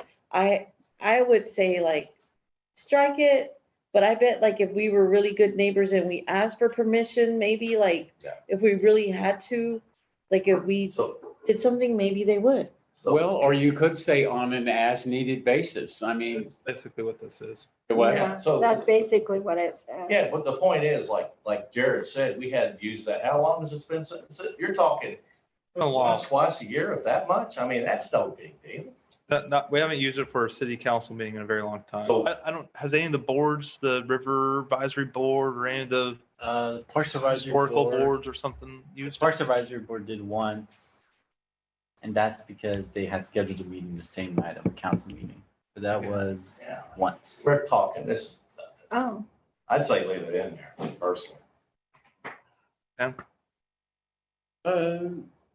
Yes, it's good. I think we have just established a rapport with Ashley that we can work on that.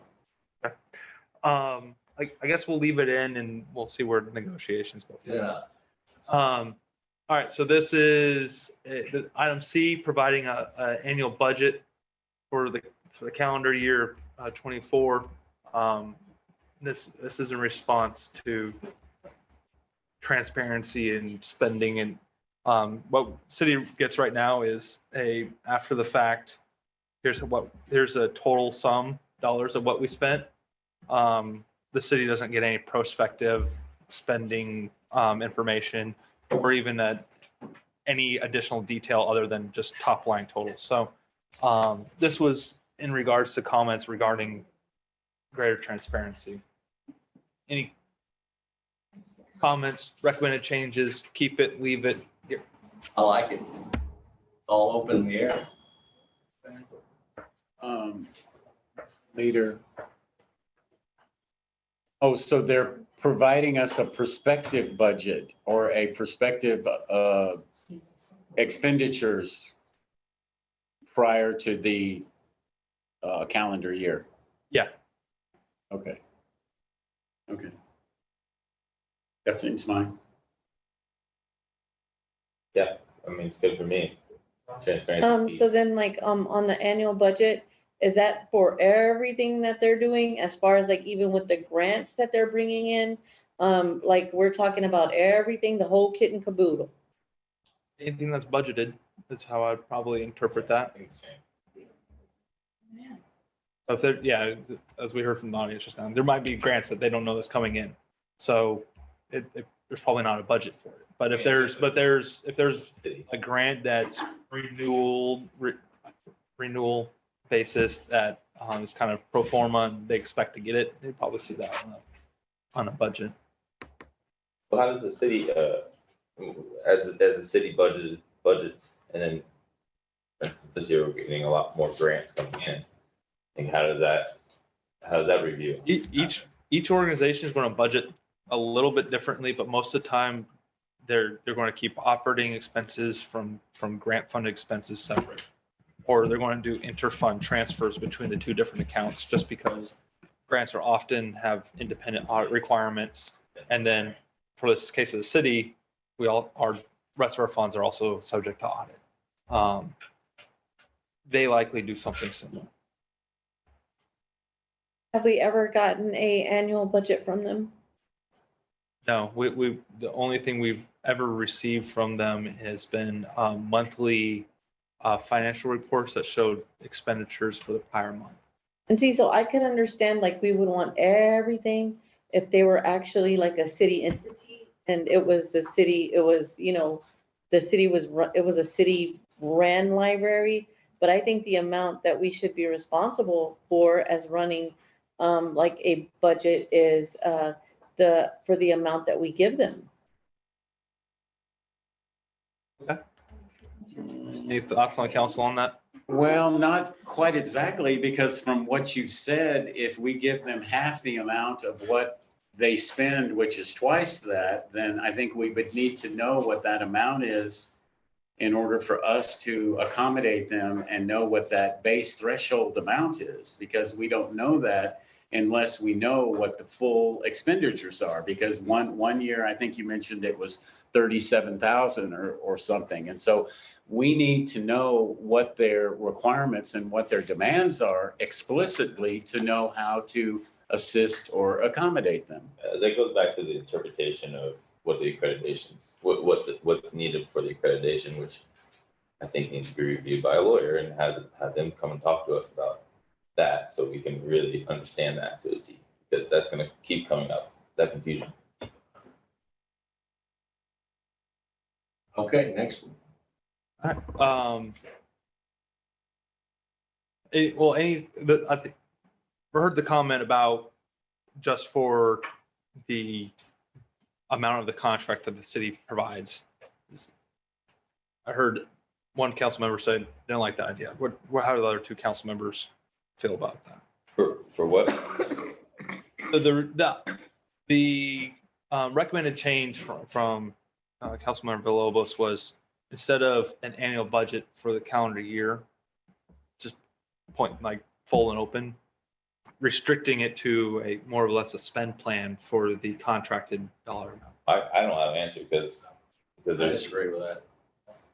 I don't have an answer because if it's true what you say, and it's actually comes down to what they spend per year, well, then we shouldn't be able, we need to be able to see that because that's going to be a continuous And I'm sure like annual the situation. library, I think that for anything. You see the annual spend amount, Yeah. like total, like we for the last 6 years,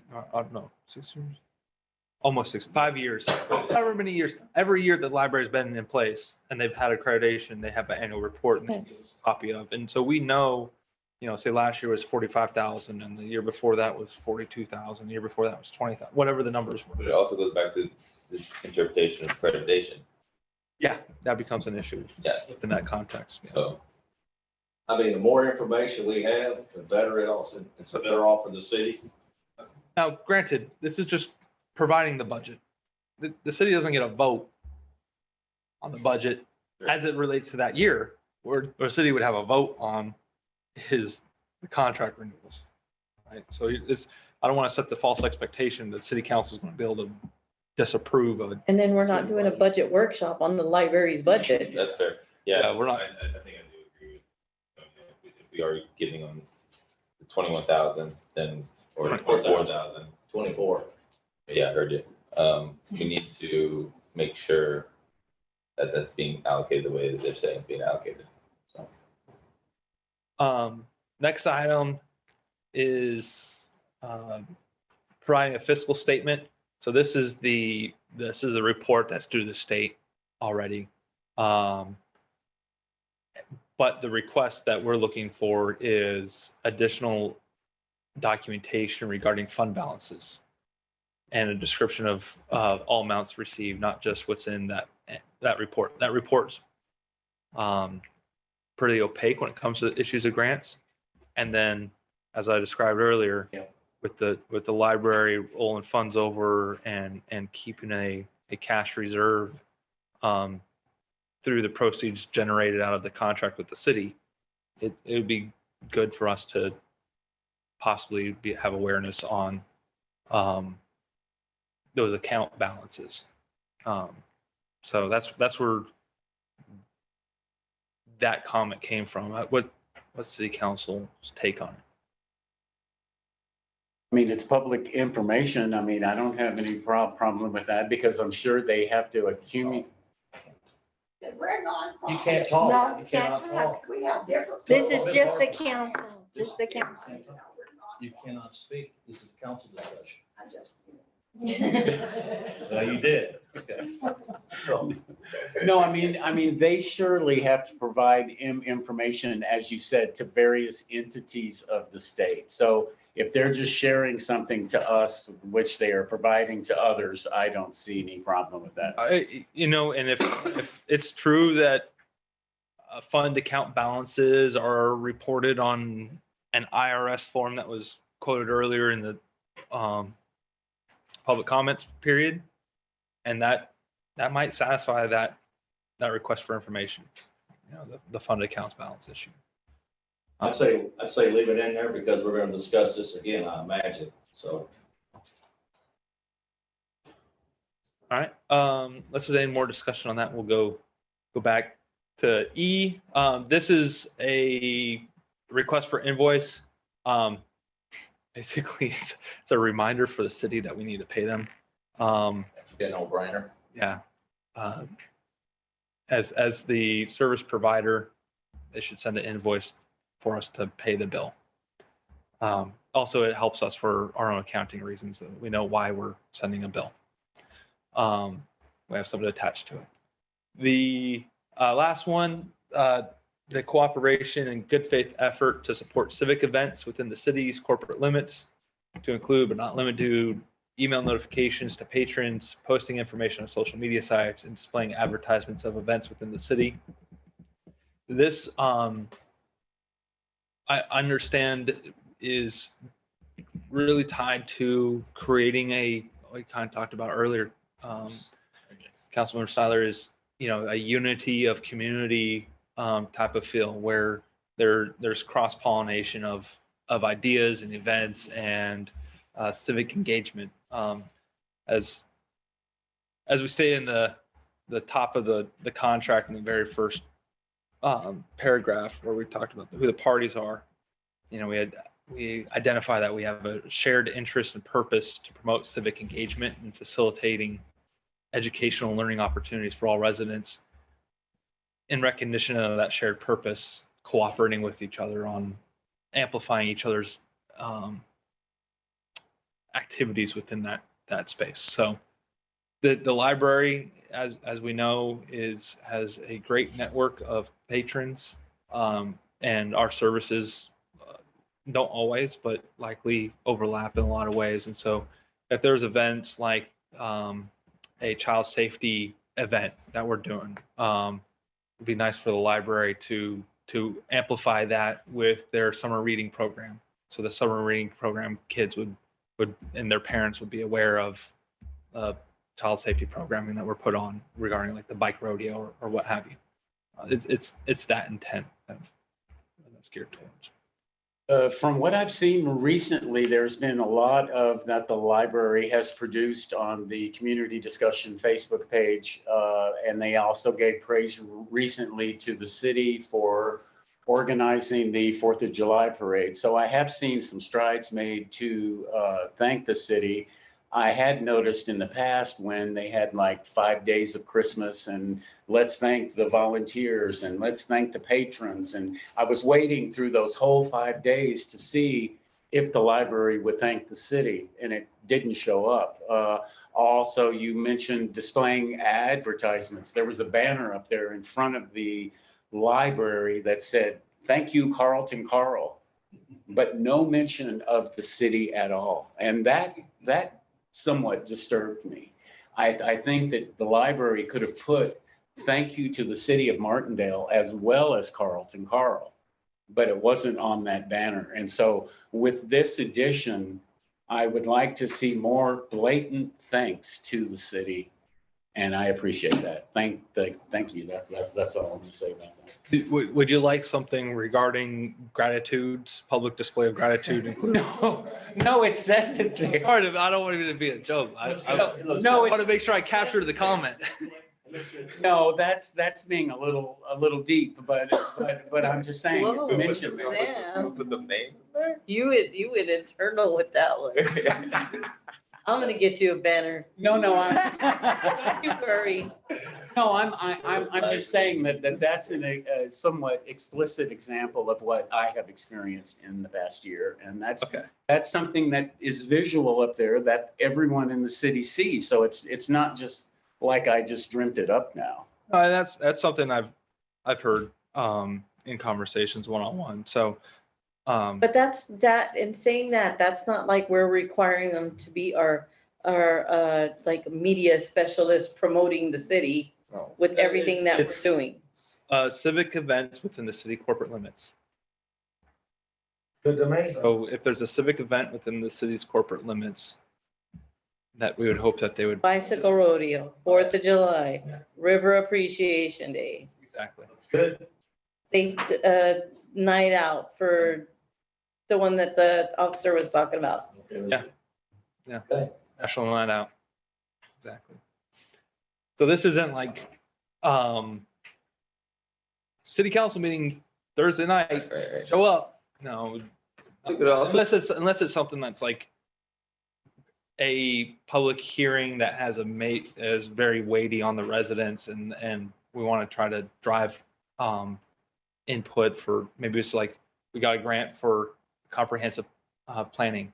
And so there's likely going to be a lot of community workshops that are where residents are going to come in and talk to the planners and describe what they want.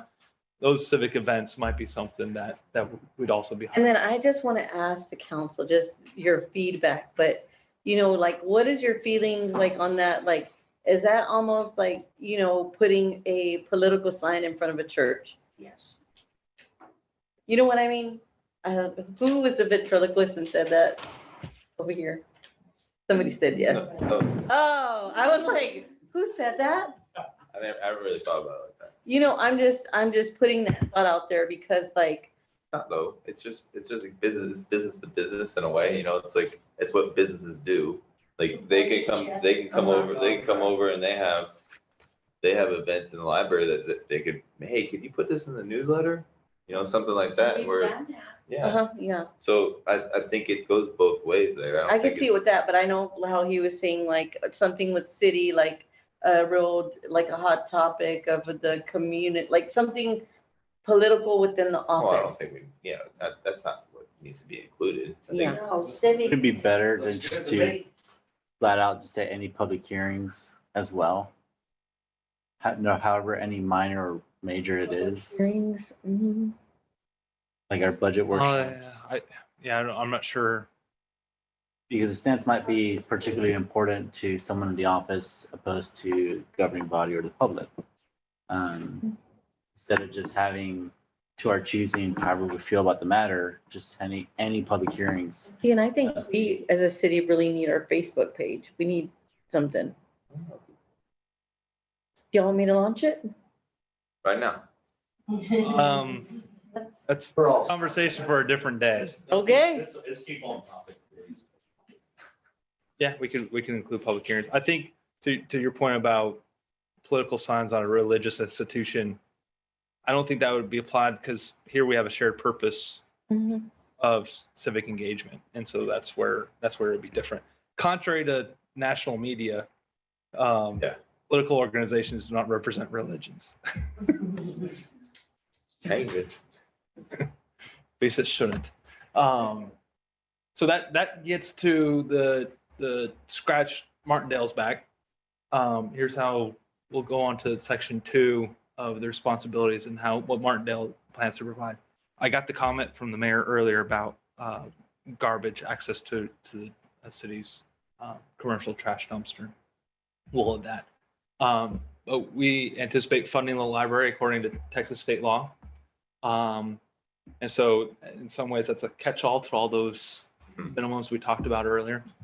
And then specifically pay them the lump sum of $24,000 February 1st. And we've kind of covered that a little bit.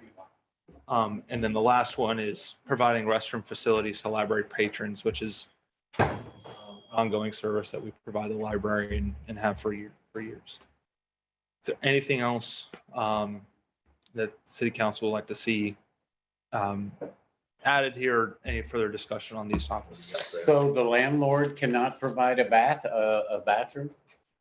I don't believe there's not restroom facilities within their leased space, no. I don't know if he can or cannot. He may or may not, and so far he has not.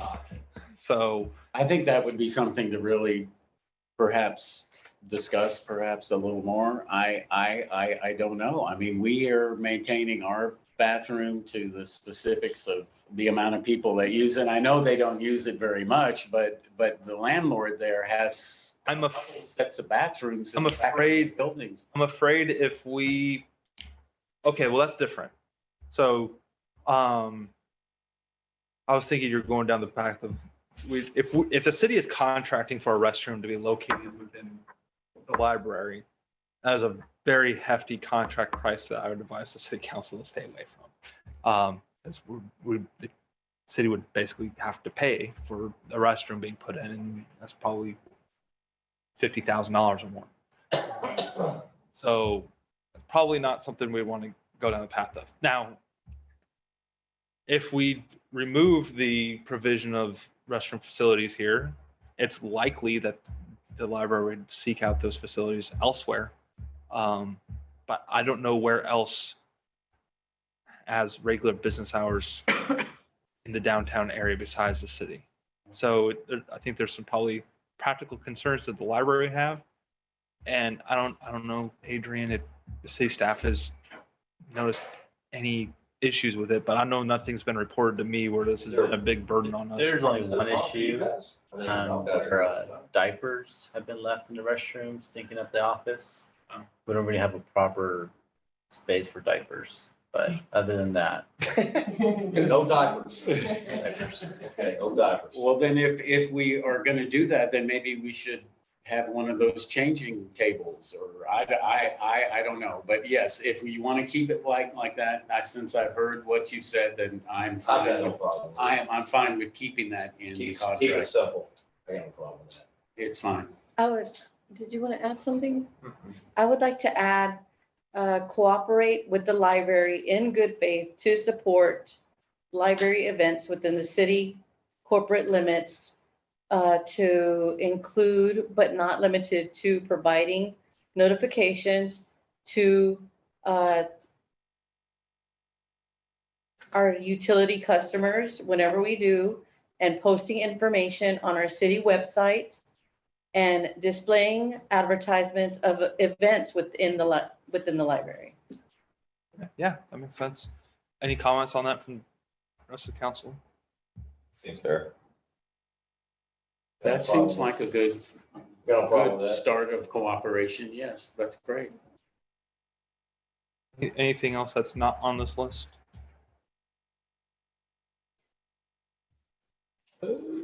Well, I think that I have discovered that the fraternity group has helped them out a lot. And I don't know at this point if we have to seek out to have our own volunteer things at the park, if we have to seek out our own fraternity group, or maybe we can work that out ourselves to where we'll share aspects of the fraternity group with the library. Sam, I would like to remind you that last year, the city council passed a resolution with the fraternity group PG, and their official name last year for any volunteer work the city might need. And I'm sure the library would share their projects manager with the city, but we already have one and they're happily accepted it. Okay, good, because I wasn't sure that was written in the contract, because I had inquired about that before. I'm not sure that's so much a library matter. It's a existing resolution we passed last year. Thank you.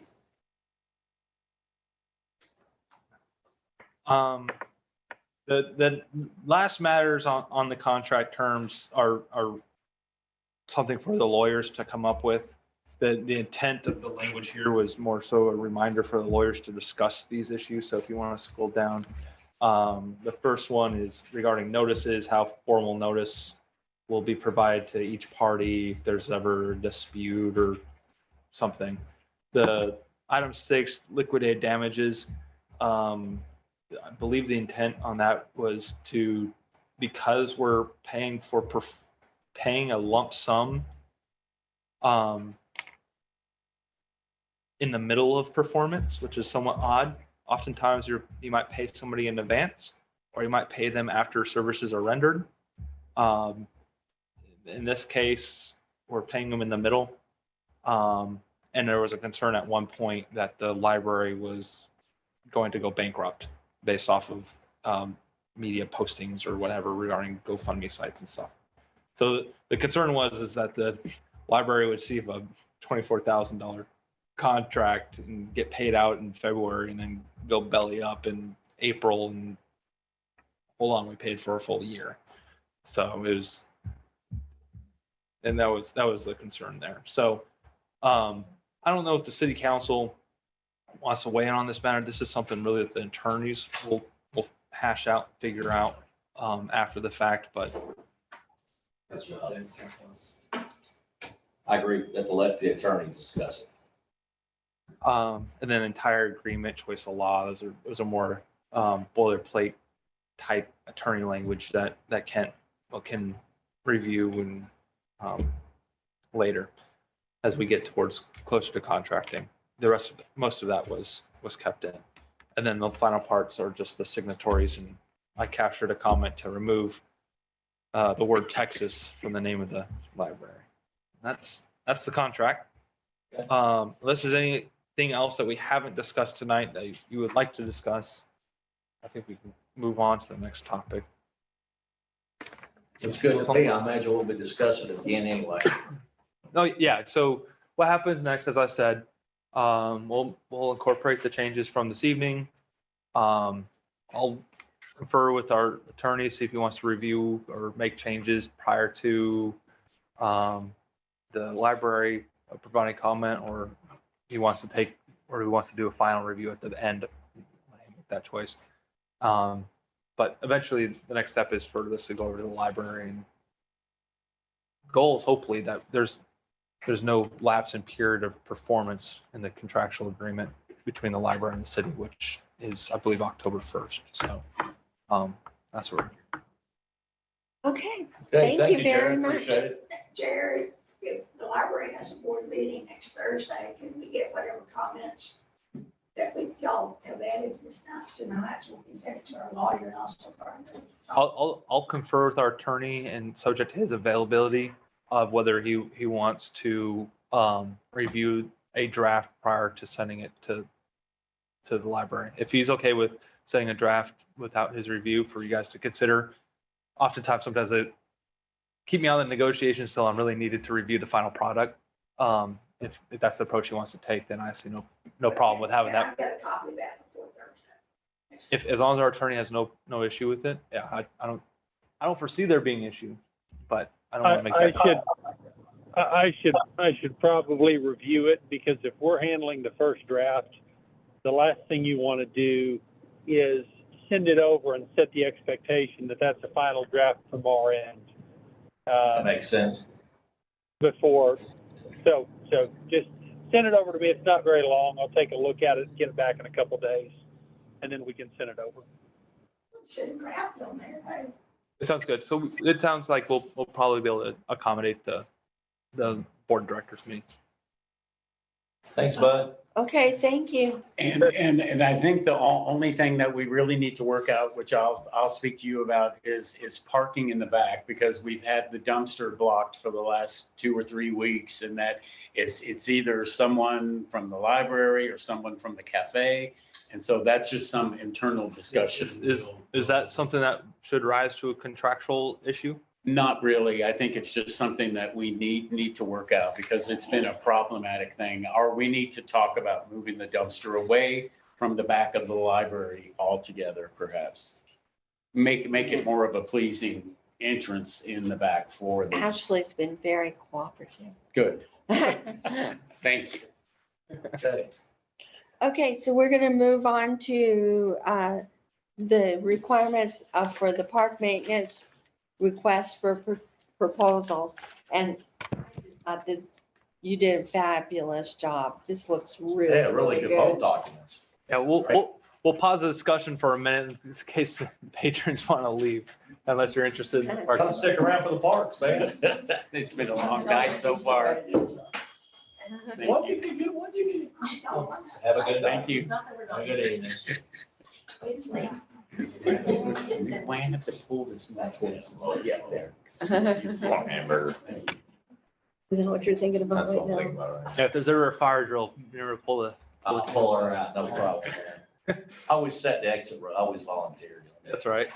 All right, so this is a Parks and Recreation Maintenance Service request for proposals. What I wanted to do is, before I put this out on the street for vendors to review, I want to make sure I got, because there's a lot of discussion in this topic, this issue, get the sense of council of what those requirements should be or need to be.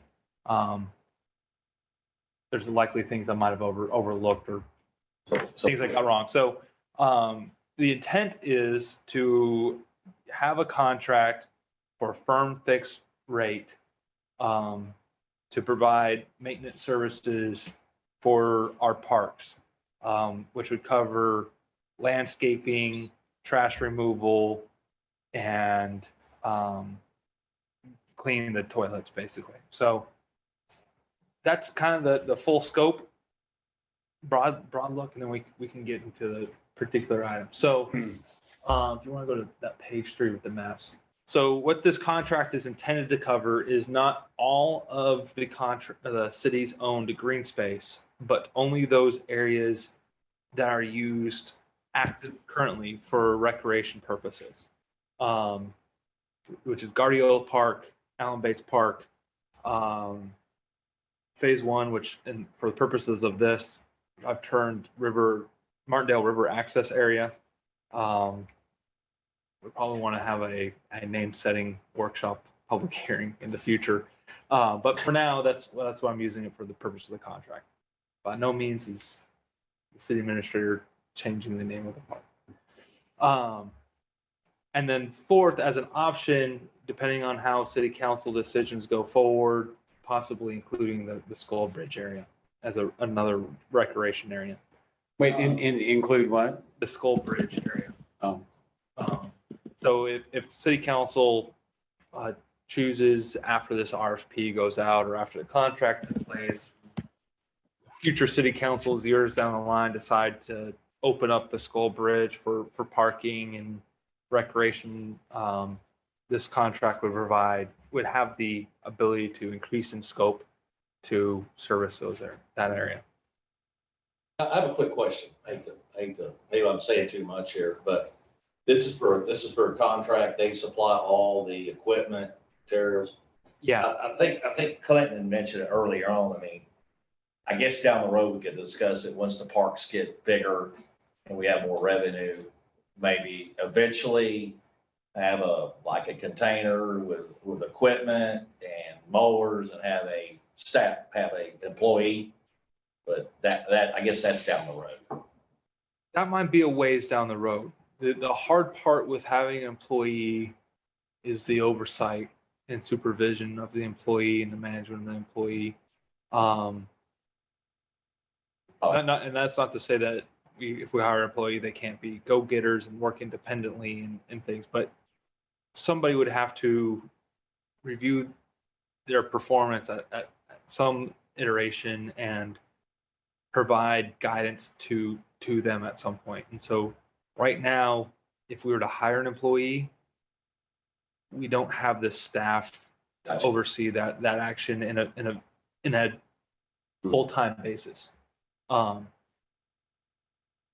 If we hired a part-time employee,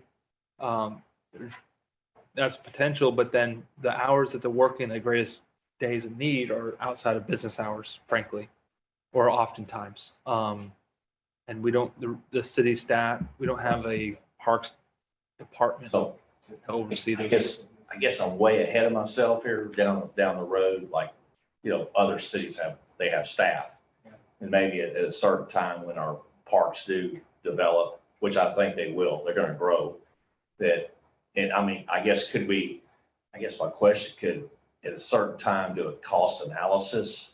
Like, oh, for sure. If we had if we bought, say, a mower, and we bought the weed eater, and we had an employee. Now, for example, that employee could do multiple tasks, like say, pothole repair, or mowing the side of the, mow all the grass, trim trees. I mean, there's winter projects you could do. There's always stuff to do around here. Yeah. That's just something that's probably I'm way ahead of myself, but not a horrible idea. Well, I think once we get to, I don't have a great cost estimate yet of what this is all going to cost. Really, we're going to determine our price reasonableness through competition, hopefully. And so we'll get to know what the market is for this kind of service. And so this could be anywhere from $30,000 to $60,000 a year, and it might grow from there. So if we start getting to the point where the contracted services get to that $60,000, $75,000 range, then I think we start sharpening our pencil on what. Yes, I mean, I see what you're saying about that, because in the past, it's been to where someone might say, well, I think we need to mow the park. And then we say, yes, okay, mow the park. And then I would come back and maybe mention to the mayor, well, the person mowed the park, but they didn't weed whack around the butter sticks, or they didn't weed whack around the trash cans or the trees. But then when they would weed whack around the trees, then there was so much damage from the weed eaters that had lashed the base of the trees and all that. And so in Guardiola Park, for example, I put down a truckload of mulch to prevent the damage that was occurring from the unprofessionalism type maintenance that was going on. But I do see aspects of other types of maintenance that are not quite year round, but to where tasks could be done other than the mowing season, say perhaps, where you need to check on the playground equipment, you need to check the picnic tables for maintenance requirements. There's pest control, wasp nests, which I've killed several underneath the playground structures, blowing the surfaces underneath the picnic tables. I mean, let's just not have someone mow the grass. Let's have them get a backpack blower out and clean underneath the picnic tables. I think it's late in the night, and when we discuss the exact parameters of the scope of work that we're requiring these landscape. That's tonight. It's right now. Oh. It's so much to do. I mean, I mean, well, as I mentioned, blowing the surface. We can, if the city council wants to table this, we definitely can. The intent is we're taking money. I didn't want to be caught on the back foot and saying, your guys are collecting money and you're doing with it. I mean, I think that's exactly what I was saying earlier. I think for me, I don't think we need to tackle a team of this yet. I think we can knock all this out. I don't think this, I mean, I appreciate this document. I appreciate having guidelines. I feel like even what you're saying down there, Mike, is you don't want to get caught on your back foot, but this might also be a little ahead of where we're at right now, because this is going to be really expensive. No, it's not a habit.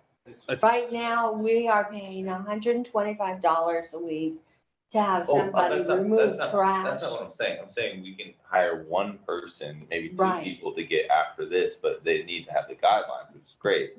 But also, I feel like we need to, what I was saying earlier, I feel like we need to know exactly what we're going to be bringing in, because yeah, we're in busy time right now, but end of the year, we have no idea how to look at the winter months and what we're going to be doing down there. Well, we have a pretty good idea, because we've been contracting it piecemeal. Yes. And what happens when we Talk contract? about income. Oh, the income? Oh, the We don't really income, know. yeah. We don't know. No, but if we're pulling in $1,400 a week over 16 weeks or so, let's see, what's that give me? It'll likely go up because we'll get more organized with That's this. $22,000 a year. We're in our next budget. Yeah, In our next budget, we're only budgeting 16, I think 16,000. So if this trend continues for 4 months of summer, That's great. we're gonna, our budget is very conservative. For sure. So this, I think my intent is that hopefully this is like a $30,000 contract. this is great, but we need to have like Sam make a list. He's the expert. What needs to get done in what order right now, right? And then, hey, this is what we have. It should be covered in here. This is how we want it. This is the guideline, right? Hand this to them. Cool. Thanks for getting our trees. Thanks for getting, here's a playscape, you know, and knocking that out. So if I don't want to be in a place where the city is responsible. When we're frank, the mayor is responsible, Adrian's responsible, I am responsible for issuing task orders and call orders, calls for service orders on each little thing that comes up. I need to hire a professional LLC with a supervisor or at least a lead to come in here and ensure the job gets done. And then when we have people go in the parks and say, hey, the grass is getting long, and we can go look and say, yep, sure enough, that grass is more than 4 inches. You're not getting paid your invoice this month because you defaulted on your So we contract. need a landscaping company that comes in and does parts of this, and then we also need a crew that will go through and have a task of, hey, wiping down the tables, wiping down the equipment, making sure there's not any wasp under, because the landscaping company's not gonna come out and do the end all be all, it's just not. I don't know a company that will do that. But some of those things. Some of those companies might be able to develop teaming relationships and subcontracting opportunities. Can we do that? Can we do this? Let's just go through it really quick. And Sam, you got the floor, buddy. You're the expert, not Well, me. I mean, Let's just go through it. I'd rather not say tonight, I'll review it, but I'd rather not say that this is the full scope of work that we're anticipating to get from a bid from a landscape company. I mean, and unless you're saying the bid is a certain amount per month, and then within the monthly bill, then all of these things need to be done. But as it currently stands, by the time we spend $250 to mow phase 1 and $250 to mow Bates and $150, I mean, by the time collectively that the mayor has been paying out to get these things mowed, it has gone into thousands and thousands of Sam, dollars. can we do this? Let's just go through it and you put your bullet points. So scope of work, basically the contractor is responsible for everything, the materials, the machinery, the equipment, the supervision, the labor, and the quality assurance and oversight to make sure it gets done. And then when it's getting done, well, let's start with the quality assurance. Go to the number 1. They're going to provide us with a monthly schedule of activities that they intend to do. So this is basically, here's our work plan for the rest of the month. Here's what, so you know when people are showing up, when people are leaving, and those sort of things. Item 2, supervision. The company needs to provide a supervisor to oversee their staff and to ensure that their staff is doing the job that we're contracting them to do. 3, the personnel should be disciplined, professional, and polite with people in the city, and I need to be adequately skilled to know what they're doing. The point that was made earlier, we don't want a person untrained on using a weed whacker going out there and Killing trees. And then to that point, the next one is if they are going to damage trees, they're going to be liable for it. And the company is taking responsibility for all their employees, all the materials, and the property that they're maintaining on site. Go to the next. And then site cleanliness. This has become an issue with, if you do go in and weed eat and you have the long bushes and stuff, clean it up, get it off the road, get the clippings off the road, get the clippings out from underneath the tables and stuff. So landscaping standards, what we're looking at here is that between March and November, they would mow no less than twice per month. So every other week, someone's coming in here. Once per week. Between the spring and fall, the summer season, once per week, someone's coming in. Now we know that the grass kind of stops growing in August. Right now. Like right now, it's not growing too much. So that's where we're able to make some designations and determinations. In the wintertime, it's every other week or twice per month. I'm sorry, every 15 days or so, and that should be adequate. It varies. Some you get into February, not a lot of rain, the grass goes dormant, and you might get some low seasons then. But as a minimum, they have to come in. The key here is that they have to maintain the conditions so that grass never gets below 4 inches. A professional landscape company is going to be able to say, yeah, in February, I don't have to come there and mow very often. And so they're probably going to price. And in August, I'm probably not going to have to come there and mow very often. So I want to price it. When they do cut it, you need to cut between 2 or 3 inches. Make sure we have some time so it stays low. And then again, cleaning up and keeping things well trimmed, and we'll go on to the next. Lawn care is probably the biggest maintenance cost we have currently in the park. Other maintenance costs are going to increase, but lawn care is probably going to continue to be the most. Go on. And trees. Yeah, trees. So grasses, weeds and brush, this has been an issue, especially in the river access area, phase one. You get down some parts, it just appears that there's a lot of stuff that we can cleared out. We can make that look a lot nicer, just keeping the larger trees and the smaller trees and shrubs, getting those cleaned out. It would also help with some of the rodent issues and trash and other such. And then the last item is. One point. The contractor shall prune all limbs up to 8 feet. One if its weight says 12 feet or 15 feet. Okay. I don't know if I'd put the 8 feet in there.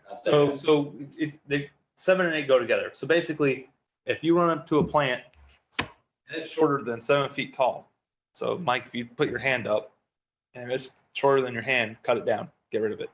If it's taller than your hand, then prune everything that's below your hand off the stalk. It's kind of the thought, so that we can raise the canopy. What about clear off the space? What about old growth pecan trees where there's a rotten limb above where it's danger and it's way up in the air and that limb needs to be cut? It's 20 feet in the air.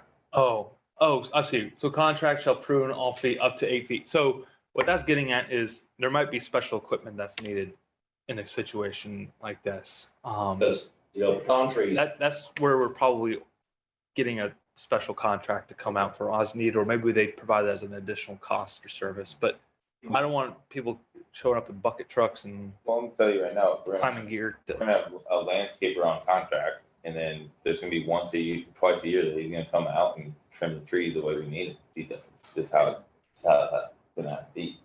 If we want to keep it like that. Because we got a lot of pecan, what do you think, Clint? We got a lot of, some of those pecan trees, they get old, man, those limbs start coming down. Should we put it in the contract? So the latter part for this is damaged trees, dead wood, or other conditions that constitute a health or safety hazard shall be pruned anytime as required each year. So we might have the ability to come in there and ask them to do it. I don't know if I were the contractor, I'd probably say that might be an additional cost. Yeah, it's gotta be fair. It's gotta be fair. Yeah, they should probably put it in. But it's in the scope of the contract, so at least I'm gonna tell you right now, that first bill that we're gonna get for this is gonna be hefty. The one thing you did say about the mowing and all that to include the blowing away of the paved surfaces, the underneath the picnic tables. Let's see, and then there was,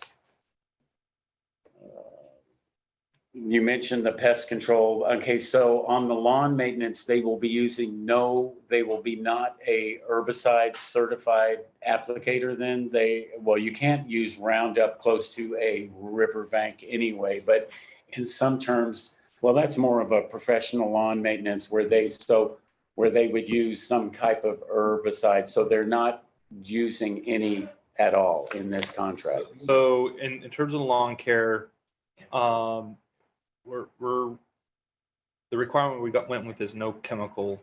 If they're going for weed and brush, chemical weed control is prohibited except with the discretion of the city's designated representative. I'm not saying who that is. I'm kind of saying who that is.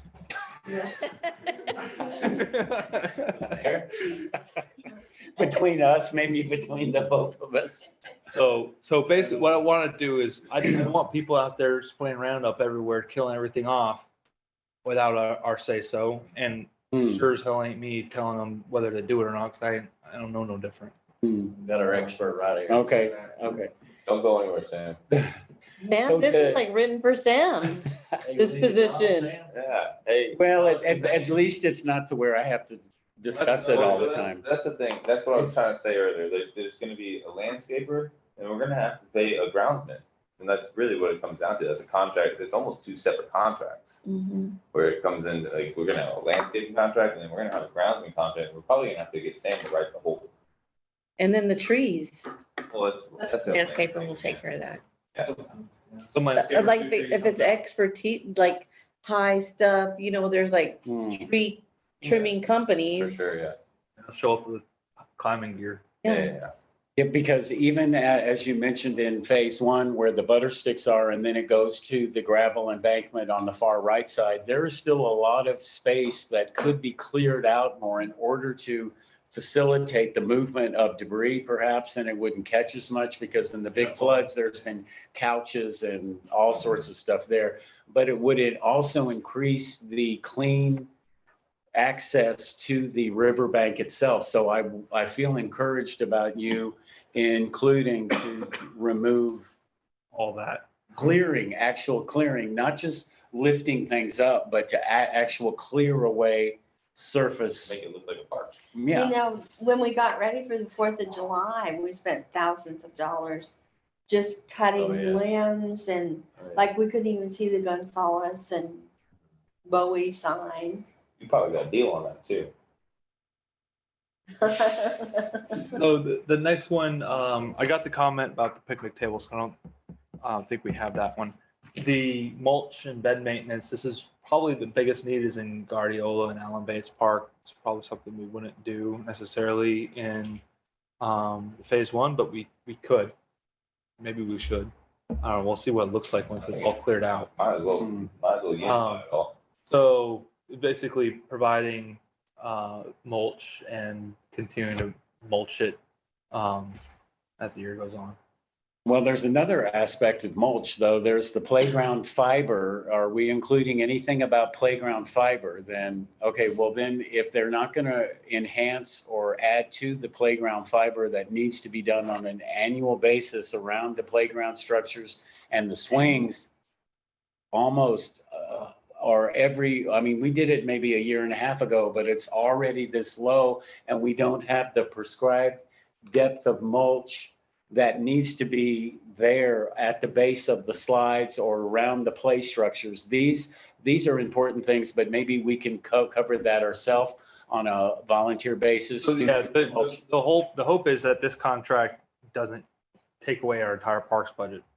My goal is still have $5,000-$6,000 to. Well, that was my next point. Is like, well, Sam, that's good that you have that. I think you, unfortunately, need to go ahead and make these points. Yeah. And put a whole, like, it's going to be, like I said, a groundsman contract.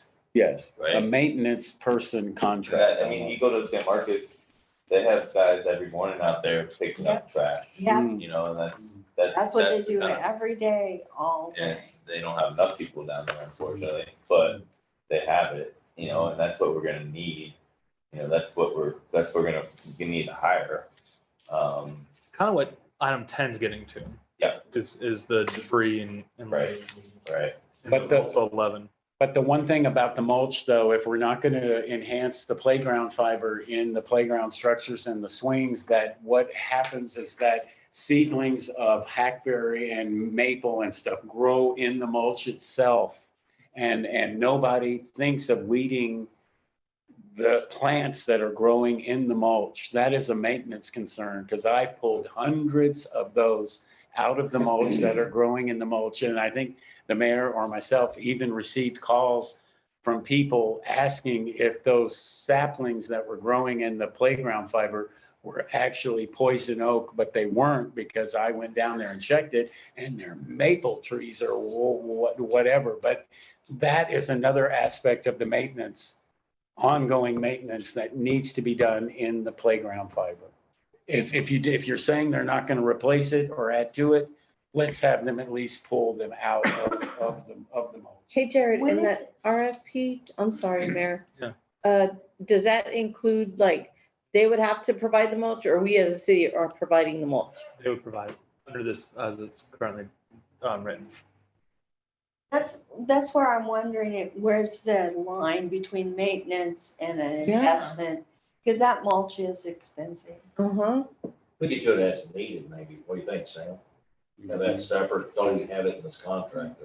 No, you need mulch around trees and plants. I mean, that's an annual necessity. Put this in there. Yeah. But in the playground, that's a specialty. No, he's saying he doesn't want to include the playground fiber in this request for proposal of mulch. So I'm excluding Oh, you're the excluding, playground, okay. I'm That sounds excluding the reasonable. playground I fiber understand about the mulch around the tree. from that, Okay. yes. Okay. But we're asking they provide the mulch within their cost basis. So it would have to be however much mulch has been used in the past, also included, like, I guess the itemized bill of everything that they would be providing, right? If we did a time and materials contract, yes. Yeah. In this case, we're asking for a firm fixed price. It's up to them to go out and figure that out. So what that, there's the issue of risk, cost risk. If we do a time materials type contract, we pay for their labor hours and we pay for any materials such as mulch, the city bears the risk of paying for a lot of labor or a lot of materials to achieve what we're trying to do. Also, the incentives are inversed so that the person performing the work gets paid by the hour, not paid by the result.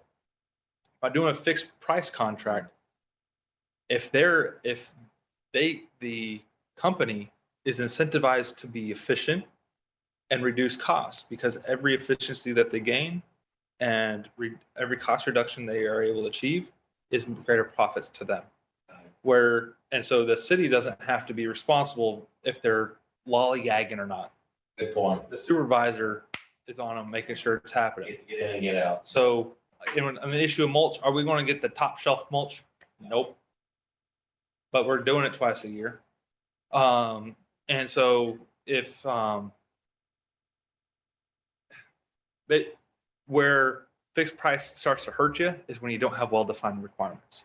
If you say, I just need people to do something, and you don't find what they need, like, we'll just show up and you'll be like staff augmentation, or you're going to be a consultant, because we don't know exactly what we need yet. If you did a fixed price contract in that sense, that risk of I don't know what you need is going to drive the cost of the contract way up. Here, we're being very descriptive. Grass no more than 4 inches. You're mulching twice a year. You're trimming these trees. You're removing this brush. We're going to drive the cost down on that risk through competition between the vendors. So if you do this and if you're doing fixed price with a single vendor, you're going to rake over the coals every time. But if they know that the competition's happening, and my vendor's going against you and you're going to you, they're going to drive each other's prices down to what they can minimally say, I can achieve a profit margin at this lowest cost. I'll win me the contract.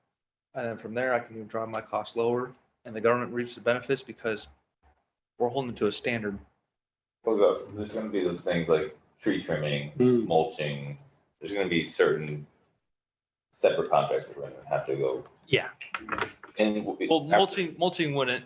Well, if we did all separately, the playground fibers, and the playground maintenance, it's harder to define.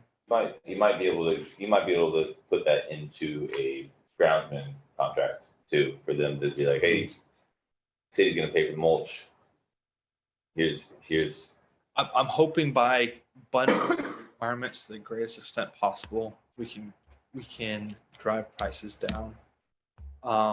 And put the burden on the contractors to find their subcontracting partners, so that it's less efficient on the city staff to manage multiple contracts. Who's doing the mulch? Oh, it's this guy. No, it's that guy. Oh, that guy's in charge of weeding the mulch beds, and I'm in charge of putting new mulch in for the. No, stop the madness. I want one person.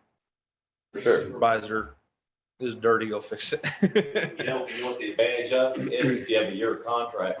Most of these guys that are doing yards and stuff, wintertime, summer, they're out of work.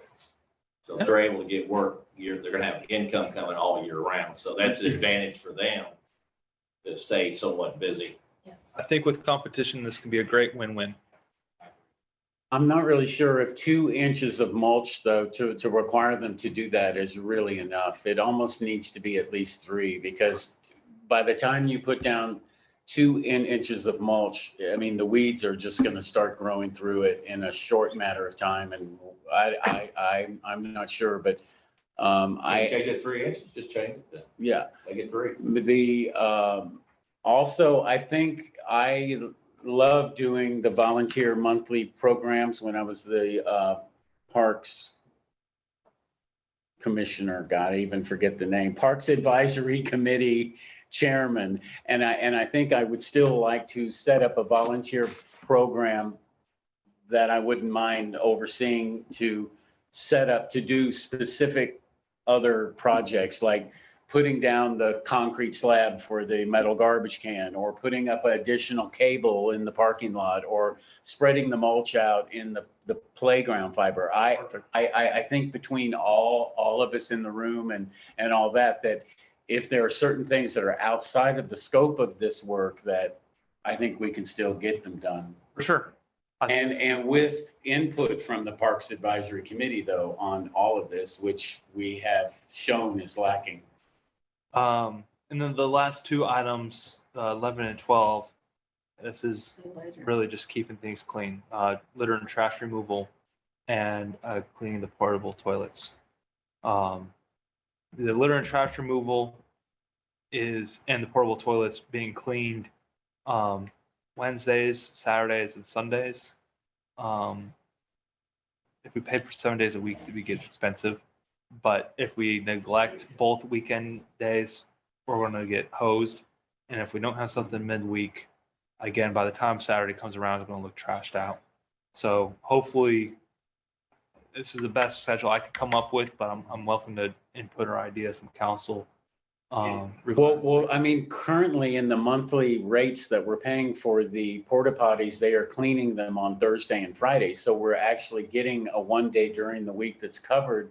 And the most of the problems one they clean on Thursday and one they clean on Friday. They're supposed to either clean them both once a week. But the problem that I've been seeing is also them sucking it out. This contract wouldn't have them removing the contents of the porta potty. It is removing the no, it's just sweeping them out. So they would have to operate.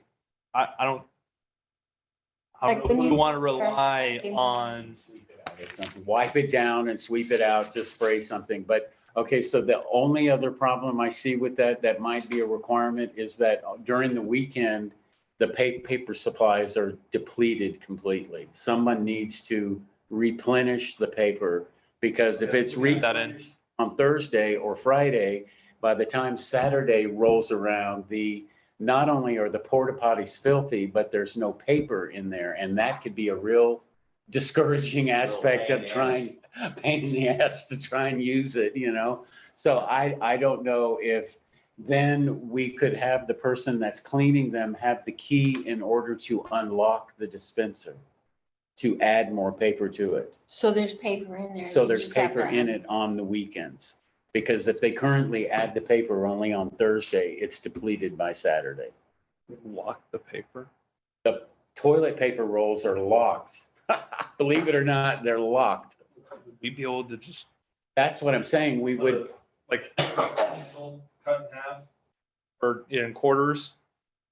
Put some toilet paper rolls on it and hang it on a string. No, I'm just saying, I think that the disposable. Just to add more paper. No, I don't think TDS is going to give us any keys to anything. You don't think they would give us a key to unlock the dispenser? Who holds on to it? Who holds on to it? Sam. Yeah, but and then if we get the key and then we're handing it over and giving it to somebody else, and they might use different work teams for different days based on their schedule. Well, then just add it in somehow to provide that is a part of the contract if they're going to clean them on the weekends, that there has to be some kind of paper provided. If it's depleted, then add additional I guess we paper. can talk about that more. I think that's like a lot on the contract. We're asking for lawn service, tree trimming, and cleaning the toilets. But that's the whole aspect that's been a problem about the porta potties being overused on the weekend. And not only are they filthy, but there's no paper in there. And if we're going to be charging $10 a car, and if I'm going to use the porta potty, I would like to be damn sure that there's paper in it. And that's all I'm saying. If the porta potties are filled, we need additional porta potties. go. Well, that kind of leads me into my next point here. We do need to make sure, like you said earlier, that we're not depleting the park's funds right now, because ultimately, we need to figure out how to get a permanent restroom as of That's grants, yeah. any other We'll park. never have a permanent one down at phase one, That's fair. but yeah. Bates has some concrete pads already set up. Yeah. Perfect. Do you have any contact with those people? Who? Let's talk. Okay. I'm sorry. Hey, Jared, you know, Instead of me. in my career, when I call them pre-qualification tests. So we could have some sort of a test, like a contractor, like, you know, we have a contractor come out and they perform the services and we evaluate them. Like If this were a more technical requirement, maybe.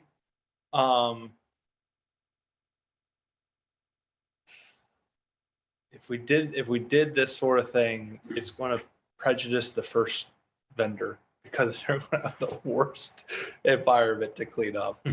I don't know if it would work in this context. I've done things like that before where you kind of test them out, see them out.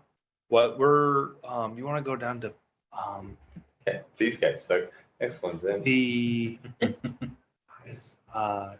page 9, top of page 10. Go down.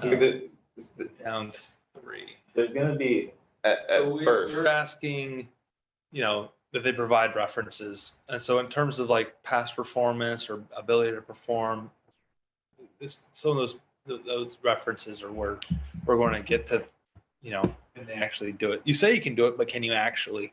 That's what will come. And then, or maybe have a checklist. Yeah. I mean, well, again, the checklist, we're putting that on the vendor. Mhm. You know, their supervisor, their foreman or whatever nomenclature you want to say, that person's going to have to be the one with the checklist. Our contract is going to be the one to say, hey, foreman, hey, supervisor, this grass is long and you didn't show up last week, you're breaching the contract. Or maybe can we have a probation period? Is that feasible? I think in a contract sense, there's no need for it. That's because if they breach the contract, then they're done. How do you guys feel about this? I almost feel like, and maybe I'm out of hand here, but we need to maybe have like a little bit more discussion, maybe a workshop on this, just to get like smooth this all out, because I have a lot of different ideas that pop in my head, but I think as a city, we need to go ahead and we're like I said, the upfront costs, and we need to go ahead and make a blueprint of what we want it to look like. Right.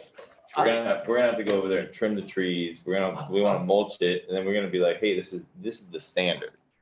I think this is a good document. The vendors are going to be able to walk. That's the reason why I put it on the map. And so that if they're interested in submitting a bid, they can drive down and take a look. And when they get to phase 1, it's, oh smokes, all this?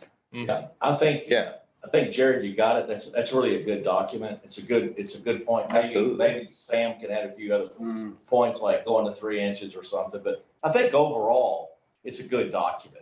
And it's a good way to start, because we need to get something rolling now, and then we can get a cost analysis, you know, see what kind of bids we get. You know, we don't want to be kicking this thing down the road, you know, and we have a problem, you know. I think we need to go forward. I've been watering Guardiola Park and Allen Bates Park almost on a weekly basis for the past 2 years. I don't know if there's anything in there about watering. It has been so crucial, and I'll thank my friend. Is that something that could be we're doing a volunteer day? Yeah.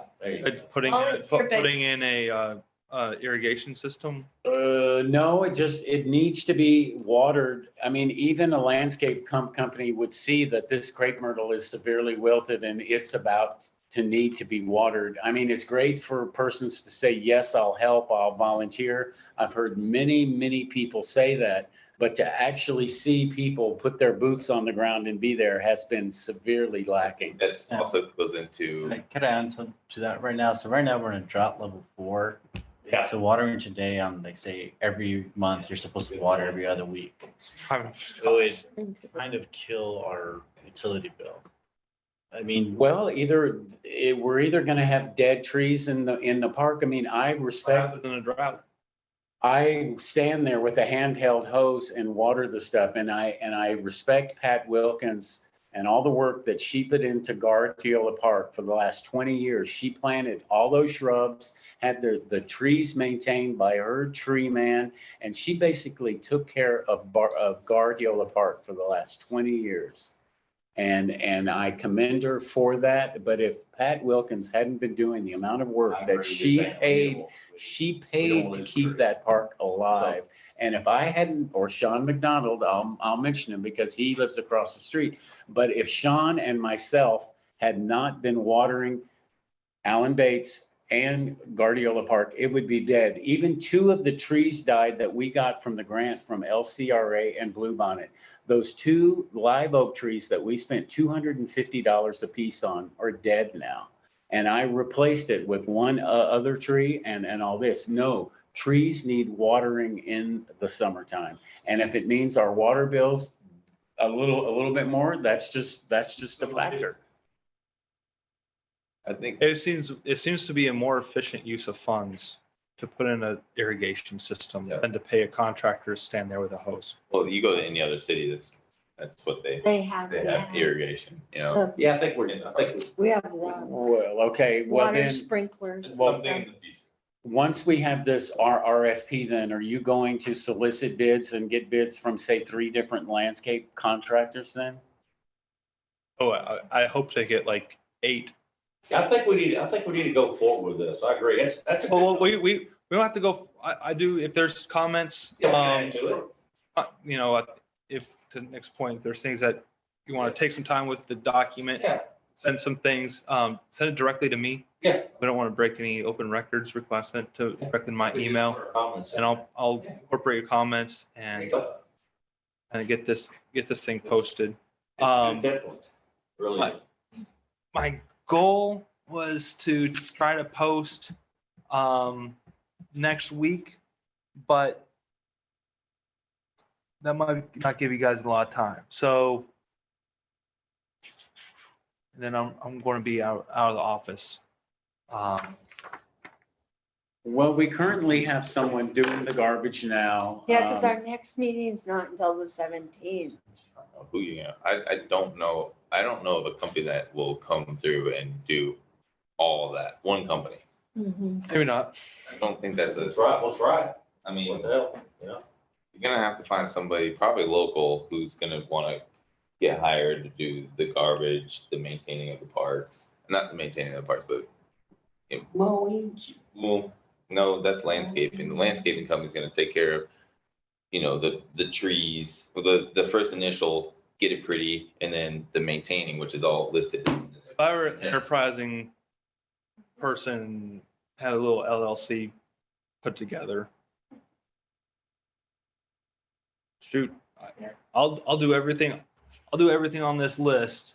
I'll pick up the trash, and then I'll contract with the landscaper, and I'll contract with someone to clean the. And then They're charging up. I would say, I'd say. they Go should for be. it. I mean, if you can find it, find it. Let's just see what we got. If they don't, shoot, You know just what- go with another proposal. But the Which trash comments pickup is it? is like, we've hired somebody to pick up And we trash, go right? forward. And to You gotta bring it keep all working back on it. to the dumpster and put it in the dumpster. And that works pretty well. What doesn't get done is he's not gonna go through the park and look for trash. No. That's what, That's what. That's what And, Sam and, does. and Jeff, and you know, Jeff for the too. diapers that are on the riverbed. You know stuff what, like that. That's what volunteers are gonna have to do. So I was gonna say that I believe in San Marcos, that they use people there that were in the orange vest, like for community service hours. So those are the ones that are either on like juvenile probation or adult probation. Anybody who gets a can ban. Well, ticket, they you can know, come or and it pick could up be, There you go. it could be a matter of just like working, making connections with our probation offices and then having someone to come during the days and then to for them to do stuff like that for their work hours. And so that's one way, like, I'd be open to doing that, but not in replacement of a contract. yeah, this would be in addition. In addition. Yeah. It's so like if we would take the contract, maybe remove the Wednesday out of the contract. So they're just doing the trash pickup Saturday and Sunday, and then during the week, we could maybe rely on a juvenile, court. Or they might have been like, I'm pretty sure that, I think it was like probation hours like that, type, and we're doing their hours that way at the parks. I think it's a great document. Let's just let everybody make their comments. Yeah. Let's get her Do you like the idea about the probation? Yeah, sounds great. Sam? Yeah, sounds good to me. If you can, Actually, the police chief also suggested. Yeah. See, great minds think alike. Yep. I'd probably say just as, so it's an easy date to work with, by the next city council meeting on the 17th. Trying to have something to me, and then we'll get this posted. End of August, that probably puts our projected award date. Was this up for voting tonight, though? No, this is just for consensus. Okay. Discussion. The voting will come when we go to award a contract. Yeah, that's where we'll vote.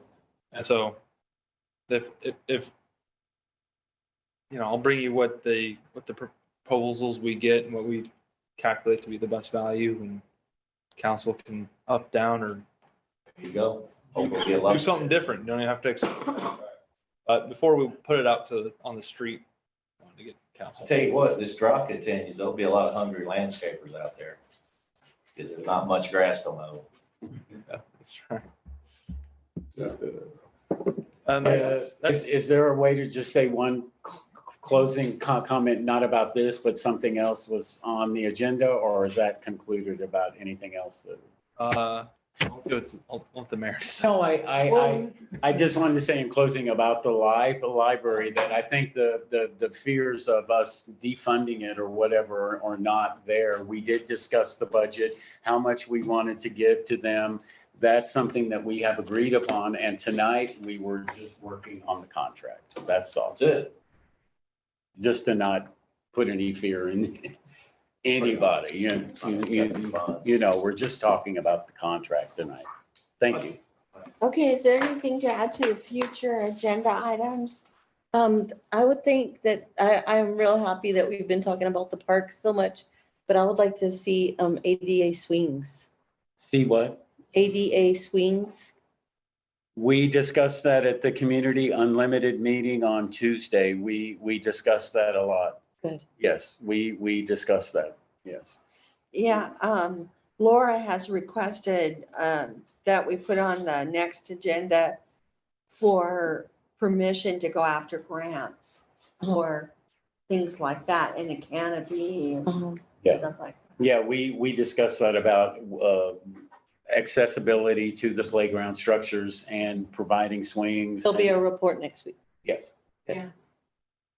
I'd like to see the supplemental use table finished. I'd also like to see us really iron down our RV ordinance. I know we've done a lot of discussion about that, but we need to do it as soon as possible. There's RVs everywhere in town, hooked up to sewer cleanouts. There's storage sheds that are being lived in, and there's a lot of that going on. And I'd like to see us work on that RV ordinance as soon as possible.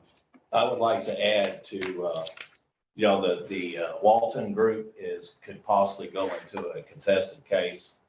And I've been told that once they have the hearing, that we at that point can be a party in a contested case. I know the Martindale Water Supply Company is going to be a party, I think Smurf maybe and TRPA. But I would like for the city to be a party also, because when they dump it, it's going to go right upstream of Allen Bates Park. It's going to be in that area, I believe. I got to look at the map, but I want to make sure that we are involved with this. Upriver on that one day? Is it up, is it, I don't know, where would the discharge go? Enfield Creek. That'd be downstream. Yeah. Okay, but still, I think we need to be, since that's going through part of our city limits, their drainage area in the creek. Some I of think it it's on Mike below. Holmes's place, yes. Michael. I would like us to be a party. I think the more parties, if we're gonna say that we're a river town, we need to be involved with this contested case. So I would like to be a party. And I think the TERS thing, we need to not forget about that because that's something that I was trying to learn about and I don't want to forget all the particulars about that TERS thing. Yeah, that's coming back. Okay, good. That's it for me. Is there, we haven't, it seems like we haven't had a planning and zoning meeting in a while. We'll be having one in 30 days. I'll say that much. Yeah, I mean, but it just seems like Leave it to we that. haven't had like any, like information about nothing really. We haven't received a whole lot of applications. Last applications that we have received have either been rejected and not resubmitted, or if they, I believe we received an application recently, so you're going to see something coming up that you soon. But Well, it's kind of meets based on what's going on. Not a lot going on right now.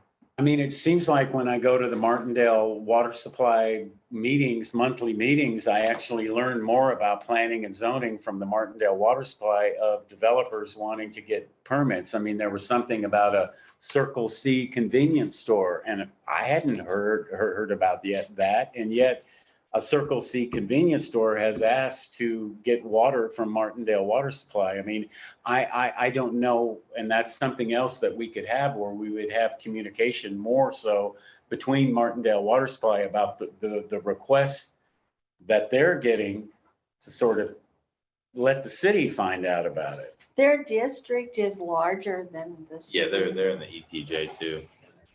Beyond the ETJ. They'd be on the ETJ. Okay.